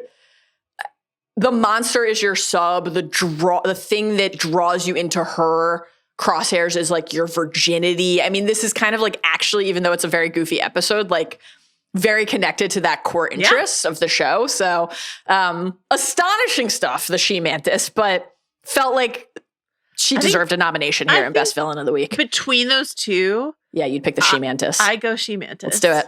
Yeah. I would say my runner-up, if I were more adhering more strictly to my own going prompt. back to Puppet Show? No. Malik? If it were Sid, I would, but Sid's not the antagonist. Yeah. There's something about the Gap ad bullies of the pack that just really it is really great. Does something for me. I just really, the dodgeball scene, all of that is just incredibly good. Dodgeball is fucking harrowing. Stomping on the hot dogs, harrowing. I just can't. I can't award them because they ate Herbert, so I just can't. And also a person. mean, also Flutie, but that's. But honestly, bothers me less. Sorry. Great shit though that they're yeah, the principal got eaten by wild dogs. You mentioned the twist of the witch, and it's a great point. This is why I think I have this weird affection for Puppet Show, because there's 9 twists inside of this. You're hiding our villain in plain sight as the magician. You've got our Morgan with his brain injury that we were worried means he's actually a demon. Yes. Or the puppet is a demon, and then he thinks Buffy's the demon. It's just there's it's twists and turns in a dumb premise that I really, and that's Chef's Kiss, Buffy the Vampire Slayer. I'm going off the dome, but I believe the line is, Sid's on the level, I'm sure of it. It's genuinely incredible. Really good stuff. All right. Oh, Best man. fit. There are so many hard. options. This was hard. I'm just going to go very basic bitch. Okay. And say there are the two most iconic Buffy looks. Mm-hmm. One is a red sleeveless shirt with red leather pants. Oh, a black sleeveless shirt with red leather pants. That's the most iconic Buffy look. Okay. Prom dress under black leather jacket is with the angel crucifix on and the curls and stuff like that. That is number 2 most iconic Buffy look. So it's very basic of me because there's so many mini dresses I could pick, or so many sweaters I could pick, et cetera, et cetera. But I got to give it to the prom dress, the dress, a big hit with it's Great a big pick. hit with everyone. That's what I have to pick. So yeah, I love it. Great pick. I am going with. We already talked about this in real time. I am going with from season 1, episode 2 of The Harvest. Luke's impossibly tiny T-shirt. it's so small. When he bows so that the master can name him the vessel, and he removes his jacket, and his shirt looks like he stepped out of Grease into this episode of television. It could not be smaller and tighter. It is so memorable. And I picked that because my runners up are all more broadly fashion and choices and kind of signature styles. Mm-hmm. So they didn't necessarily feel eligible, though I would like to quickly remark upon them. I just want to say, I think Xander is genuinely recognizable to me as a 90s boy in terms of how he dresses. Mm-hmm. I think the beat up khakis, the like sunbum button down, the backpack, that's just like, yeah. Yep. Everyone I knew dressed like that. Yeah. So I do like that. That just felt really right. I've already talked about, but I will do it again. Giles's glasses, and cardigans and blazers. It's just very powerful. Also, like all of his different, this isn't a fit, but it's part of it's an accessory, the way he uses it. All of the different mugs that he uses for tea. Wonderful stuff. He will settle on a mug. It will become iconic, but for right now, it's a parade of mugs. I already know, without knowing what it is, that I will need to secure it. That I will need my own version of it. What if somebody already got it for you? That's the question you have to ask yourself. Also, you're the best. All of it, like, I always think about this in the episode Angel when he goes to visit Joyce, and Joyce remarks like, oh, they really do care. And he's got this like incredible silk scarf over his like usual librarian getup. He has a different incredible silk scarf when they go to visit the kiddo in the hospital in Nightmares. And I was like, is this just his hospital going? He's like, well, I'm going to a hospital. I must add the silk scarf over my usual 3-piece suit look. He knows what he's doing and it's working. Fantastic stuff. Obviously, I wore the overalls today, so I'll shout out Willow's overalls, which I think are great. And when Angel switches from the velvet to the leather jacket, and then of course gives it to Buffy, it's memorable. Very important. Great fashion overall. I don't know how Buffy. I know she's from LA, but like I'm like, how does Buffy have this many outfits? I think canonically, Hank Summers guilt buys her whatever clothing and shoes she wants. So. I mean, my fellow child of divorce, Buffy Summers, That's the other reason why Giles is so important, of course, as we learned in Nightmares. Like, Buffy has a lot of daddy issues going on with Hank. So, I felt some vibes between Giles and Joyce when he's at the hospital bed. Not as many vibes as I felt between Giles and somebody else, which we'll get to. But I felt some vibes. Interesting. Okay. Favorite episode other than the pilot or the finale? I thought this was pretty easy. I picked Angel, episode 7. Yeah. It felt like it had to be, right? Absolutely. This is also just not only very good, but very important. Yeah. Very, very good. This was probably my second favorite episode of the season, I think, after the finale. I felt coming to this as late as I did, I'm sure this is also true for people watching it in real time. Like I imagine you could just feel that something had clicked into place about the thing that you were consuming. But like, certainly it felt like that to me. I'm like, okay, I can clock in real time watching this for the first time that I am witnessing something important for the characters, important to the show, something that will shape and guide the direction of the arcs moving forward. It's obviously like a very heavy episode. Like as Giles will say later, a vampire in love with the Slayer. It's poetic. But this is the question of what life looks like if you're a vampire or if you're a Slayer. What can you have? What can you allow yourself to have? What should you fear? What should you resist? All of that is very compelling. I thought that the restored soul reveal was great. Like, you have no idea what it's like to have done the things I've done, and to care is just a deliciously rich idea to build a character around. And then Darla kind of pushing at that from the other side, right? Like, you can only suppress your real nature for so long. And then we hear about his real nature and learn about his real nature. Like, to hear the master say that, he had never seen a more vicious vampire, or to hear Angel say to Buffy, like, for 100 years, I offered an ugly death to everyone I met, and I did it with a song in my heart. It's like chilling. So to glimpse that past, very tantalizing. I'm eager to learn more and see more. But it's also, in classic Buffy fashion, it's balanced. Like, it's a very funny episode too, even though it's heavy and dark. Like the diary scene where she thinks he's read the diary and then reveals everything in it. Like, had me in stitches. That's great. You mentioned the quiche line from Darla, iconic comedy. It's sexy. Willow's like breathless reaction to everything. Xander's jealousies and resentment. Oh my God, Xander. There's like a forbidden quality to the sexiness of the episode. It's just really great. Rich in lore, this episode. It's great. I feel like you've neglected to mention that we meet the most important new character, which is Angel's bachelor pad behind or near the bronze somewhere. We were remarking upon the like Pier 1 Imports quality of the Japanese shoji screen that he has in there. The burgundy sheets are very important. Just every design choice that Angel made in his well-appointed apartment here. This episode is written by David Greenwalt. who was an X-Files co-exec producer, and he would go on to executive produce Buffy and co-create Angel the spinoff. So this is like one of those names where when you see David Greenwald attached to something, like there's an episode upcoming called Ted, which is a David Greenwald episode, which I would not say burnishes his legacy, but this is like an important, like David Greenwald is a very important name in the Buffy verse. Also, in addition to getting to know Angel's apartment, the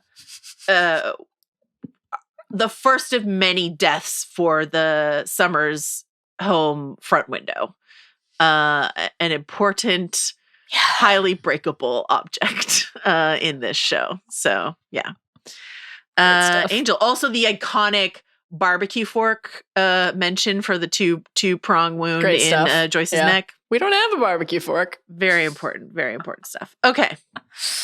Fantastic. Best Coredlia-ism. Talk about a hard category. Do we have the same one? I'm going to say no, simply because there are 57 good candidates for this. There really are. So just like, I think the odds of us having picked the same one are low on that front alone, but it also wouldn't shock me if we had the same one. All right, Carlos. You want to play your clip? Is that okay? Yeah, let's Carlos, will you play my clip? What a disgusting display. Is that really appropriate behavior in a public forum? I mean, I've never seen a girl throw herself at a guy like that. Ooh. Hello, salty goodness. Hello, salty goodness. It's the best. It's really important. I thought you were going to pick this one, so I picked something else. Yeah. Just because when we encountered this moment together. I feel like you and I both wrote it down, though, so that's why I was worried that you were going to pick it too. I felt like, okay, we have another. I'm gonna be curious to see if this pans out. There's another category where I'm like, oh, the horny category. We have to have the same. We have to have the same one for that. Yeah, and so I'm like, this is one where I just feel like it's going to be the same thing, and I'd be surprised if it isn't. But this one, it felt like maybe we would end in a different spot. All right, Carlos, let's hear what I picked. I don't mean to interrupt your downward mobility. I just think that's fucking hysterical. And it's 15 minutes into the first episode, so you're just like, who is this brilliant maniac? Yeah. Like, Cordelia finding Buffy with Willow and Xander and Jesse and saying that is just, and then it's kind of paired with the like reveal about the body being discovered, and it's so apparent to us and to the other characters in the scene that Cordelia has no curiosity and no interest in learning anything about what happened. So that's just so great. I did have a couple runners up, but Cordelia in the runners up sense, I will say almost everything she says in Out of Mind, Out of Sight. These are all of my. I limited myself to that episode for my honorable mentions. Yeah, it's the best. All of her Merchant of Venice thoughts, like. Dude, what do you want to say? All of them, but specifically, this one is, I think, iconic. Specifically, people who think their problems are so huge crazed me. Like this time I sort of ran over this girl on her bike. It was the most traumatizing event of my life. And she was trying to make it about her leg. Like my pain meant nothing. So good. Also saying like, unbelievable. She calls Shyla a Twinkie defense. Like all of that stuff is so good. Or when she like, when in the finale, when she comes up to Willow and she's like, Willow, I like your outfit. And Willow's like, no, you don't. It's just a really good moment. Okay. What else do you want to say from Out of Mind, Out of Sight? Other Cordelia-isms. I also very memorable is while she's, prepping to be crowned May Queen. I'm of course having my dress specially made off the rack. Gives me hives. It's great. She's just a bad person and a great character. This is incredible. Okay. Best guest star. And this is actually, I feel like we had the same one. And so then I got out of your way because I know how important this character is to you and I want you to have the space. So I don't know. This is where I picked Darla, but I might not understand what the category is. No, I don't know. I mean, many? I think Jenny Calendar would have counted if you wanted to do Jenny Calendar. So Jenny's my runner-up, but I will be speaking about her in another category still. Okay. And I think you know which one it is. I do. This is just where I picked my Jenny's my runner-up. I think she's wonderful, but I knew we'd be celebrating her elsewhere. So yeah, this is where I was just going to toast Darla, but you've already done so beautifully. I think that she's, in limited time, magical. And, I was counting and hoping on her showing up via flashback at some point, and I'm thrilled to know that will be the case. Just great stuff. Who did you pick? I picked Flutie. And I was actually really happy to do it after I was like, oh, I can't pick Jenny if Mallory's going to pick Jenny, but I guess we will both talk about her in another category. Armin Shimmerman as Principal Snyder. Snyder shows up in 2 episodes, right? The aforementioned incredible puppet show. Yep. And then also Out of Mind, Out of Sight. Here are a couple Snyder quotes that I would like to share with you. Comes in hot. My predecessor, Mr. Flutie, may have gone in for all of that touchy-feely relating nonsense, but he was eaten. You're in my world now, and Sunnydale has touched and felt for the last time.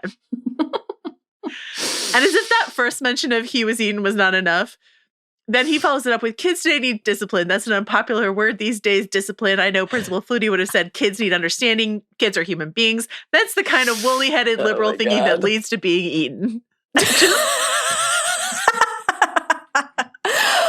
I don't mind telling you now that he's my pick for funniest moment. Okay, great. Later. Snyder is the best. And then dead, of course not. What are you, ghouls? This is my no pick. Dead This is my students pick here. for Okay, sorry. funniest moment. It's so we'll leave that aside. I will just say Armin Shimmerman, who is probably most famous for playing a Ferengi on Star Trek. A great actor, really funny, with love and respect to Flutie. Snyder is just a massive upgrade in terms of like his presence on the show. This is the last season we could possibly call him a guest star because he's more of a regular fixture going forward. I'm kind of like cheating in my like Darla Snyder-ness, but I'll get my cheating in where I can and say I want to toast him. It again, in the sense that you were talking about with Angel, it really coalesces something in the show to have a figure like Snyder at the head of the high school, going forward. What is this kind of energy bring to our secret identity slayer and everyone trying to help her going forward? So really great. Fantastic. I'm thrilled to hear that he's a very central force moving forward. This is like another version of how it's like, it is at the end of the day, actually genuinely necessary for people at some point to start remarking upon how often the kids are with Giles. It's like, kids are just dying all the time at Sunnydale, And obviously Flutie is focused on the students, doesn't want Buffy to leave campus, etc. But like the fact that Snyder comes in and is just like, this is weird. I'm going to like end up on an FBI watch list or like a evening news program if I don't get my arms around this. I just think the very blasé way he just keeps saying, my predecessor was eaten. That's a normal thing. Very funny. It's really good. Very funny. Great pick. All right. So that is for that category. Next we have When Willow Cries, We Cry. This is our celebration of Willow. You have a clip here. Why don't you kick us off, Mallory Rubin? Let's hear it, Carlos. I knew those guys. I go to that room every day. And when I walked in there, it wasn't our world anymore. They made it theirs. And they had fun. So that is, of course, a moment that you've already referenced, Joe. Mm-hmm. That is from the finale, from Prophecy Girl. Buffy sitting with Willow after Willow has stumbled across this slaughter. And so I had a really hard time picking between 2 Willow moments. I'll save my runner-up in case it's your pick. And they both feel really important, but in different ways. And the reason I ultimately went with this one is, first of all, it's just like a beautiful scene and a beautiful moment in a harrowing episode and series of events. But I think like, obviously there are a number of moments across the season where somebody is very shaken by something that has happened. Undeniably, that is true. However, I think it's also true that the kids handle the horror that is in front of them, like they almost have to be able to handle it like it's routine, even though it isn't. And so it's important to them be pulled out of that every so often and see it break them. I wonder if Jesse's like, where was this energy for me? Your friend when I died.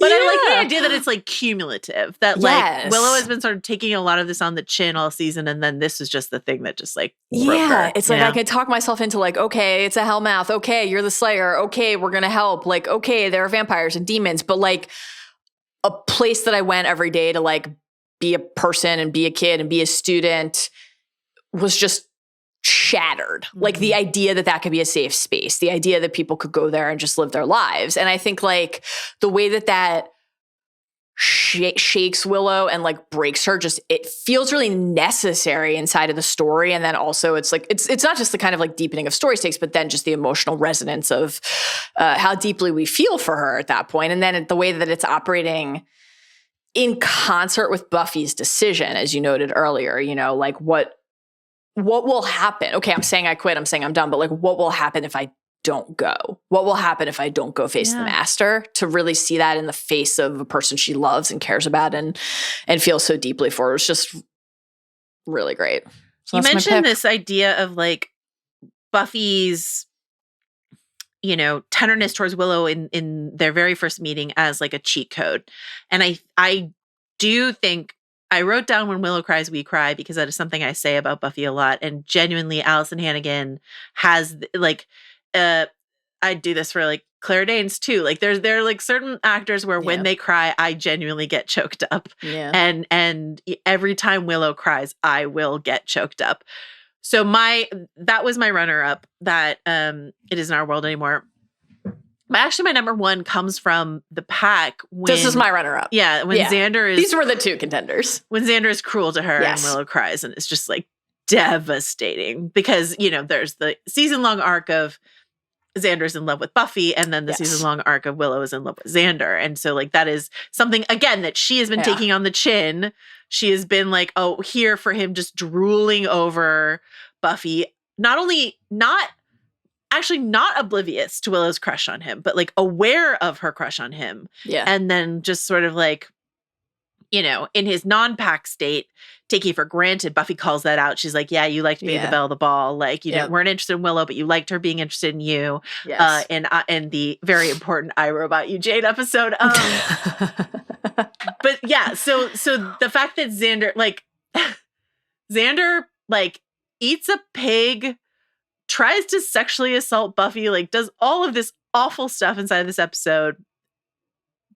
But most importantly, he makes Willow cry, and that just absolutely devastates me. So that's These two are basically a tie for me. Like I think maybe I also think maybe the reason I picked the other one instead of this is because I feel like I've been talking about this a lot on our Stranger Things pod, this idea, but so I'm like, let me shake it off a little bit. But it is like, it's so, you know, those dynamics in a friend group, like, man, it just kind of, it hits. And like, I think the fact that Xander is under this spell, you know, we know that, and eventually Willow and Buffy will know that. But even so, you're like, well, do you think this about me? It's enhancing things that are actually there. Right. Yeah. It's like super soldier serum, right? Like, you know, I won't be needing your help with math anymore, which means I won't have to look at your pasty face again. And then like the cruel laughter. And, you know, when Buffy is saying to Willow, something's wrong with him. And that moment, and then Willow says like, or maybe there's something wrong with me. And it's just shattering. It's just absolutely shattering. It's devastating. Like the way that this show is able to take those insecurities that are so relatable and such a core part of, you know, those formative years in your life, but really any part of just being a person and being alive, right? Navigating the world. What do other people think of me? How do I feel about myself? And then like having somebody you really care about give that form, and then for the show to give it form in a supernatural way, like the hyena curse, it was really very, very, very, very, very sad. Something I really like thinking about, you know, like the Willow we meet in the pilot, Allison Hannigan was cast pretty late. That role was recast pretty late. And I really think they did change that role over the course of this. Like she's great in the pilot, but like there's this steel in her spine that isn't quite there in the pilot that comes up later. What I love about I, Robot You, Jane is how she's out actually before like the full reveal. Like she's like, you looked at Buffy's permanent record. The spell is broken for me. Caught you slipping. Yeah. It takes Xander being locked up in Xander, when he gets duped into these sort of things, takes it all the way to the end. Willow's like, I figured this out a little early. Or Willow standing up to Xander at the end of the episode. Or Willow making snarky remarks at Cordelia like later in the season, which she will do, is like important. She is the soft-spoken, wears overalls, nerdy, is in the computer lab girl, but like she has this metal to her, which is very important. So love her. She's the best.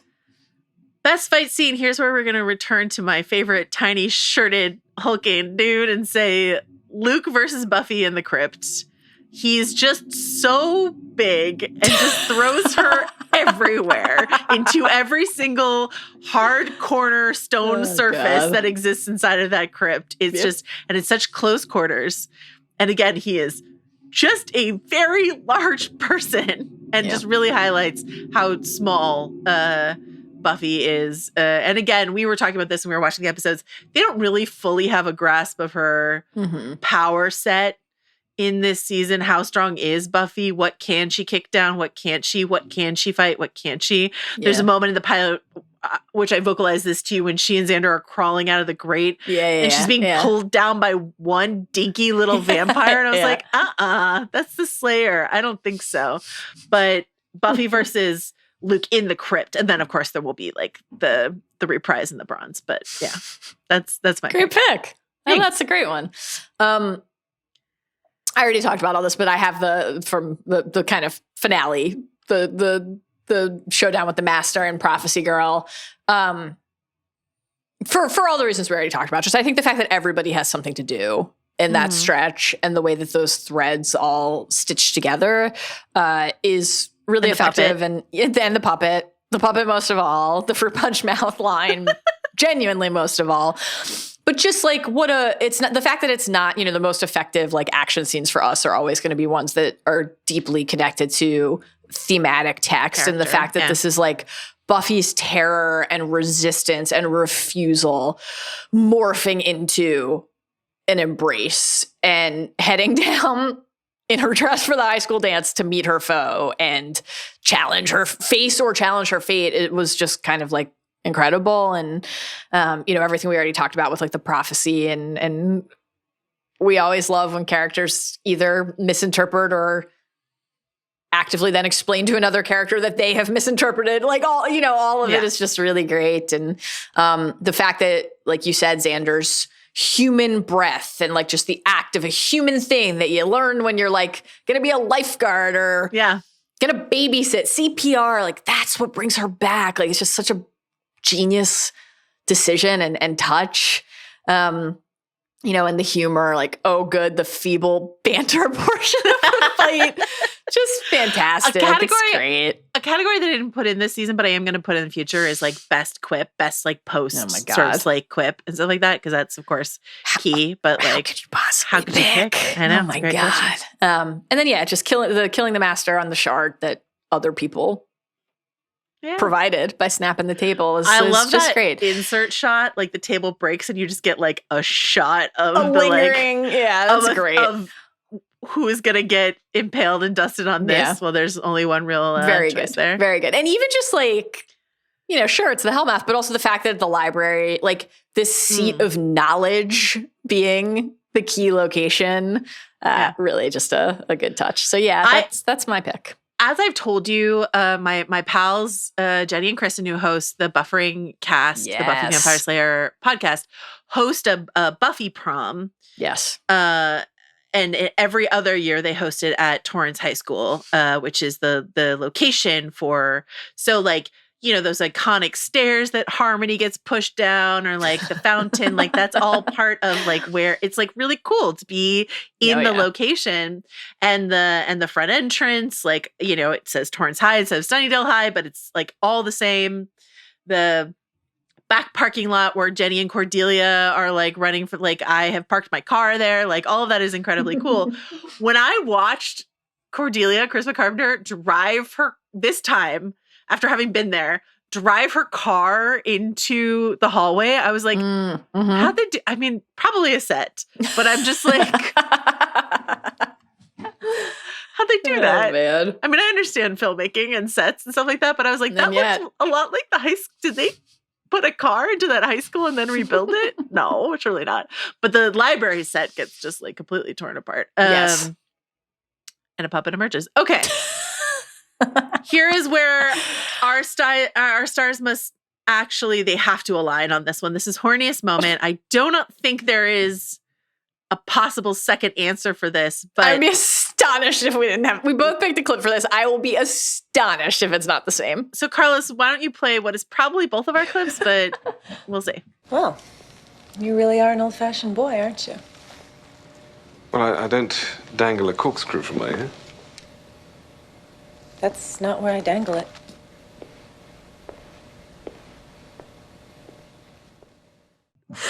Oh my God. Yeah. So good. That's also my pick. Yeah. Of course. How can it not be?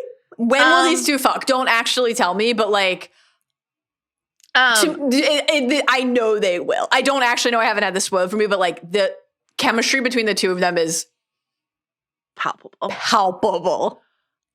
Jenny, the aforementioned Jenny and Kristen have had many long debates about where Jenny Calendar dangles it. So is it okay? Yeah. There are two main culprits here. Okay. Yep. Is it from the clit? Is that where this comes from, or is it some sort of metal nipple tassel? Yeah, nipple would be my guess. Here's the main problem. Yeah, for either of those, how did that wind up somewhere else? Like, these are all great questions. How did it fall off if it were affixed to one of those places? Now, maybe she had it like in her bag so she could dangle it there later. Oh my God. But also, why? Like, the nipple makes more sense to me than the other one in terms of like what you would want to dangle from where. Anyway, it's a long debated question inside of the fandom. The show certainly never answers it for you. But hobbsanddragons@gmail.com if you know where Jenny Calendar dangles it. We would like to know. Here's what I love about this. I mean, everything, obviously. The way that we linger on Giles after she says this and walks away. Powerful. Meaningful. Memorable. Obviously, what it leads us to speculate on and wonder is she just took us through.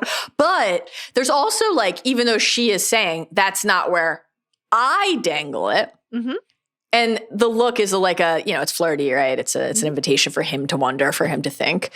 There's also a little bit of a like, she gives him a little bit of the once over too, and it's like, well, where would you dangle it?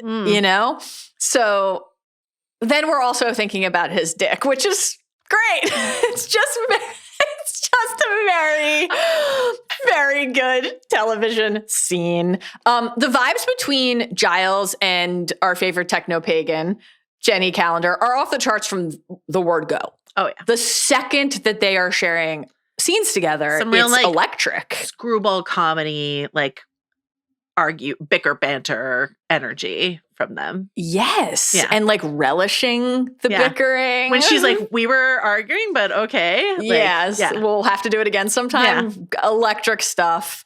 I do want to also note heightening the horniness, heightening the sexiness is what immediately precedes the dangling quote that we both, of course, picked, which is, I think you can make the case the single horniest thing that has ever happened on TV, which is Giles talking about why he loves books. Oh, the smell. Yeah. She is, Jenny's like, they've had this whole, books versus tech. He finds tech repellents, the internet repellents. I wonder what Giles would make a TikTok. And so she is pushing him like, you know, why do computers bother you so much? And he says, the smell. And she says, computers don't smell, Rupert. And he says, I know. Smell is the most powerful trigger to memory there is. A certain flower or a whiff of smoke can bring up experiences long forgotten. Books smell musty and rich. The knowledge gained from a computer is it has no texture, no context. It's there and then it's gone. If it's to last, then the getting of knowledge should be tangible. It should be smelly. And he's so wistful and so full of like love, but also lust and longing as he's saying this. I need these two to fuck on a pile of books, and anything they want can dangle from anywhere. I just need it to happen. I can't wait. I feel sure it will. You texted both Rob and me about Jenny Calendar. We both responded in the affirmative that we also love Jenny Calendar. All right. Most 1997 thing. How do we pick? Jeez, this is tough. Boy. I mean, I'm sorry. I'm just looking at my list and I realized I wrote, if the apocalypse comes, beat me twice on my list. That's how potent it was. Well, that's a great pick, obviously. Beat me. We texted about this last night. I didn't want to reveal to you that this was actually my pick when you texted me to ask if it should be your pick. But genuinely, I think it's interesting actually, because like, so everything in I, Robot You, Jane, about computers and about the internet, like, when Fred says the printed page is obsolete, information isn't bound up anymore, it's an entity, the only reality is virtual. If you're not jacked in, you're not alive. Incredible 1997 energy. I do think that the episode has an interesting quality to it right now, though, which is like it simultaneously feels extremely dated because computers and the internet are so novel to so many people, and hyper relevant. So relevant. The demon in your computer who is leading you, like, this could just be people like, it was just like, there's so much about like talking AI about misinformation Yeah. and like, when I was watching, I was really kind struck of harrowing. by how now feels it new feels. again. Yeah. I agree. Yeah. I have some questions about their scanning tech, but I think it's called the Scanomatic or something like that. I have some questions about it, but so everything that I wrote about you, Jane, Fritz especially, I'm jacked in. I love how Jenny's like, thanks for making us all sound so normal. Great. I will say Angel's Decor, which I've already talked about. Yeah. There's a reference to a Yanni CD, which feels very 1997 to me. Mm-hmm. And then also in Prophecy Girl, when Buffy's like, you know, I don't want to die, blah, blah. Then she goes and like wistfully looks through a photo album, just like leafs through a photo album. We don't leaf through photo albums anymore, but we should. We should. Now we just have our fucking camera rolls. Yeah. Did you scrapbook? No, but I have a couple photo albums that I put together before it all became obsolete. Digital. Okay, this was when I was going to ask you if this is 97 or not. Wiggins? That's just Buffy. That's just Buffy. Buffyism. So it feels, this is an interesting one. This is part of my I've come to this late. It feels to me of the time because people would say it, but I didn't know it was from Buffy. Yeah. So I associate it with the time. The wigging out, hobbitsanddragons@gmail.com if I'm incorrect on that. The thing that I know is Buffy is putting AGE at the end, like, so slayage, stuff like that, like AGE at the end of something is a Buffyism. And then putting Uber in front of something is a Buffyism as well. Oh, I used to do that a lot. I know. Wow. Shaped my life in ways I didn't even know. Yeah. But I think, and there's a high wig rate in season 1. Tons. It was really bumping for me. Give me the wig. The I was like, this just sounds very like of the time. And not 2025. Yeah. Good stuff. All right. Cringiest low budget moment. We love you, season 1. We have some notes. What do you want to go with?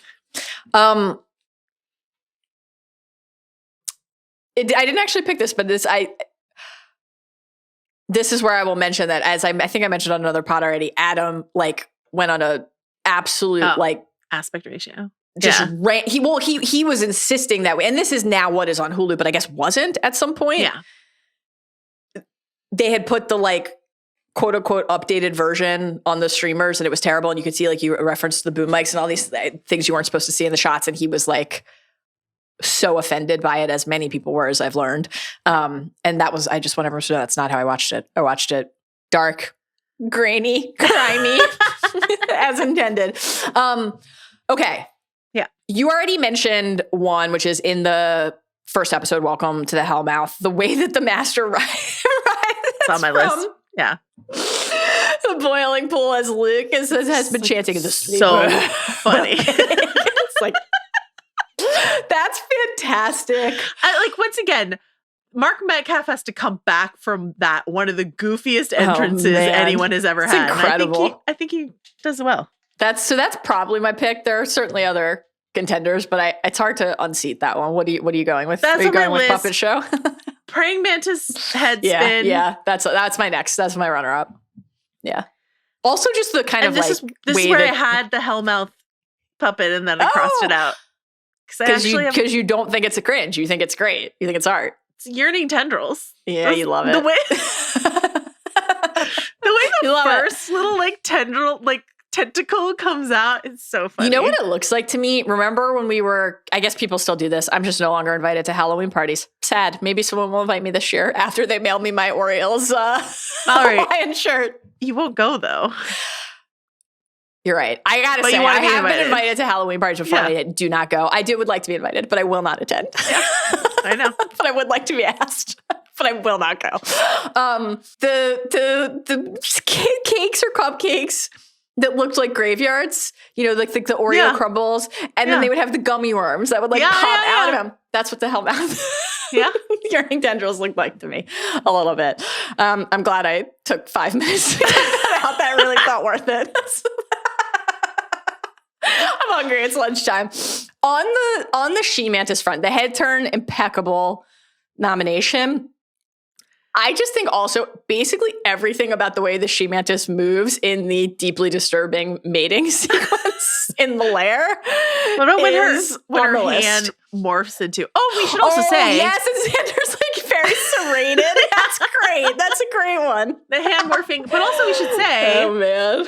That's every great. Single time the vamp face activates, the vamp face and the dusting, they get better. They get a lot better with the vamp face, special effect. Okay. I've been wondering. Yeah. They get quite a bit better, but the best is when it's like their head is turned and then they turn their head and they're snarling and it's there. But sometimes they make you watch the morphing happen and you're like, oh no.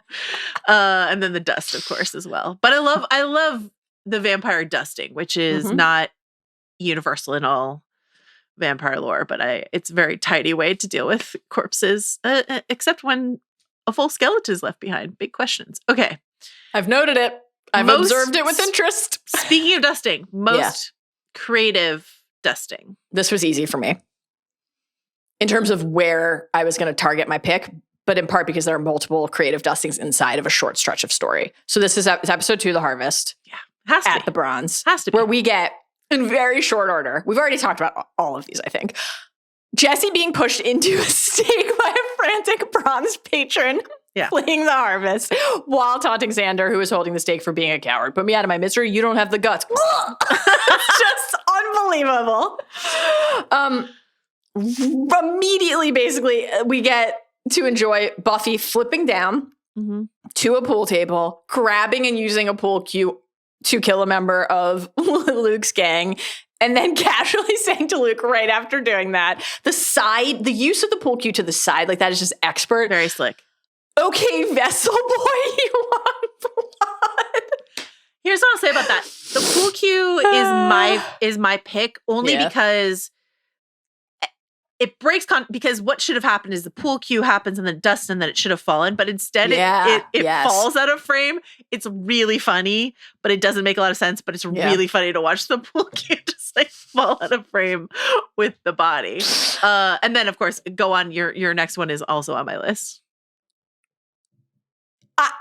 I had my jaw on the floor watching this. Buffy deceiving Luke into thinking that he is being burned by the sunrise and then staking him while saying it's in about 9 hours, moron. really good. There's also in that sequence, It's so there's good. the symbol toss for the beheading. Yes, also. yes, and we get the this is not fatal, but Willow douses Darla in holy water to save Giles, and I was thinking, what if everybody had been wearing umbrella misters? Life would be better. Symbol toss is great. Symbol toss is a great one. Funniest moment. You already mentioned mine. You mentioned mine, which is Snyder. Say the whole line again, because I kind of cut it off. What so this is from Out of Mind, Out of Sight, our Marcy episode 11. After Mitch has been attacked, so this is very early in the episode, and Principal Snyder, as Mitch is about to be wheeled in. Dead? Of course not. Dead? What are you, ghouls? There are no dead students here. This week. Really good. It's the best. It's the best. Just constant maimings and deaths at Sunnydale, and Principal Snyder is aware of the reputation. Keep track. His predecessor was eaten. So, oh God, Flutie. I love with all of my heart and soul the puppet show post-credit sequence where Xander and Willow and Buffy are trying to do Oedipus. It's just really funny. Their acting is so bad. Their costumes are silly. Willow flees the stage in the way that like Buffy and Xander just like quickly fill in the gap where Willow fled from is just really, and there's, I think the only post-credit sequence, like mid-credits sequence that happens on Buffy. There's like a logo thing later, but that's like the only time they do that. Interesting. Also in I, Robot You, Jane, I think the first time we see it is in I, Robot You, Jane, but we do see it later. Willow opens her locker, and inside of her locker is a photo of her and Giles, which is just... Listen, Willow, same. So darling. I would have a photo of Giles in my locker. I would have a photo of Giles in my locket. There's also, I should say, on her locker door is a poster for the band Nerf Herder, which is who do the opening theme, the incredible opening theme for Buffy. In Prophecy Girl, when Buffy says, "Oh, look, a bad guy," and then just like kicks him, like trips him, essentially. That's a great one. I really like in the first episode. When in the locker room, some of the other students are talking their shit, and we hear, "What kind of name is Buffy?" And then, Aphrodisia. That was in the unaired pilot as well. I like that Aphrodisia survived the unaired pilot. So good. I love that. I also really get a kick out of in the second episode when they're trying to figure out where Jesse could be. And I looked around, but as soon as I got clear of the graveyard, they could have just boom. And Xander says, they can fly? They can drive. They can drive. Oh. Really good. This is great. Great. Oh, man. Abrupt tone change, most emotional moment. This is where I have a clip. It is my Emmy reel for Sarah Michelle Gellar. Carlos, will you play this, please? Read me the signs. Tell me my fortune. You're so useful sitting here with all of your books. You're really a lot of help. I don't suppose I am. It's my pick too. It's that. And then, I'm 16. I don't want to die, which comes pretty shortly thereafter. But like the force with which she's throwing these things, and then the scene is so good. And then Giles is just utter defeat of no, I don't suppose I am. This scene is so good. So good. Like Angel the is whole also finale there. is great. Angel is also there. Dude, I was like really affected by watching this. I thought this was amazing. The whole, like you said, everything in this sequence is powerful. When Buffy overhears them and realizes what is happening, what is going to happen to her, I thought that early note of, you were talking about this earlier, like how the Slayers die young. When she says, "I remember the drill. One Slayer dies, next one's called. I wonder who she is. Will you train her?" Like Buffy having to really confront, there's an awareness, like intellectually, rationally, but really having to confront emotionally in the moment of like the reckoning. I'm the chosen one, but I'm also replaceable. I'm part of a cycle. Like, chosen one for now. It's just genius. And then we build toward, do you think it'll hurt? And I'm just really always a sucker for that. Like, Harry thinking that walking to the forest is like one of my favorite moments in the entire series. It just like shreds me. I'm making it simple. I quit. I resign. I'm fired. Building toward the clip you just played. Like, I think this idea of kind of resentment, because so much of being a chosen one is exciting and cool, right? And like the idea of the really staring in the face the other side of it. Like, what does it mean to have to make the sacrifice? What does it mean to shoulder the burden? What does it mean to find your strength in the love and devotion of your friends and then still be a little bit separate from them at the end? Is like such a crucial part of a text like this. And I thought it was beautifully examined in this scene and in this finale. Obviously, the mortality and immortality aspect of the Buffy-Angel relationship is a part of this scene too, with like the you're never going to die. Like, what do you know about it?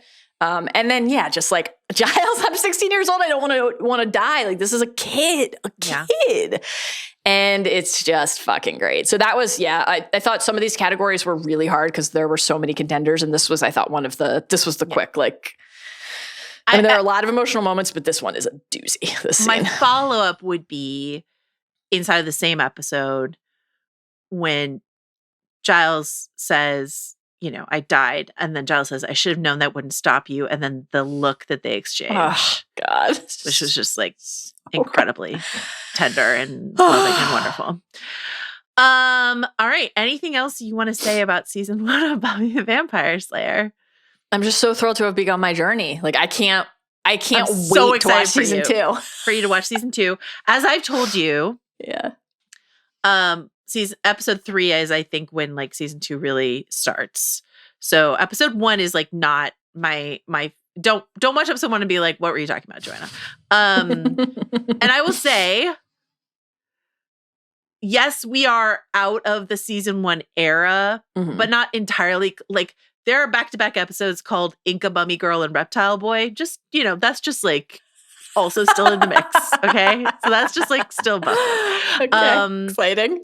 But I'm so excited for you to watch season 2 and season 3, which I think are 2 perfect seasons of television, as I've mentioned to you. I have love and affection for 4, 5, and 6 and 7, but 2 and 3 are just like your favorites. Well, it's funny. We were Rob and I were just talking about this, and we were talking about Veronica Mars on the Prestige TV podcast. It's like it's really hard to take a high school set show out of high school and feel like you really have preserved the DNA of it. Yeah. So we've got two more seasons in high school, and then we are trying to like move on from there. So High School is Hell is just such a potent premise. Yeah. So I'm excited to explore that for 2 more seasons and maybe 4 more podcasts with you. Very exciting. Oh my God. Please keep me in the loop when you'll be hearing from me. You'll be hearing from me. And like smartly you said, we're not committing to an exact date, but I don't think it'll be long before we're back to talk more Buffy. I just don't want to like overpromise and underdeliver, but it's going to be soon. Okay. Thank you to everyone here with us today and also listening at home. Thank you to Arjuna Ramgopowell. I hope he feels better. Thank you to John Richter. Thank you to Carlos Chiriboga. Your incredible audio gift for us really delighted me, warmed my heart. Also, thank you, Carlos, for all your texts that you've sent me about your watch. It's been very special for me as well. Thank you to Jomi Adeniran on the social. And thank you to Mallory Rubin for wanting to watch this thing that is so important to me. Thanks to all the bad babies who are so excited that we were doing this. And we'll see you definitely next week for Alien Earth. And hopefully soon to talk about Spike. Oh my God. Can't wait. All right. I'll see you soon. Bye.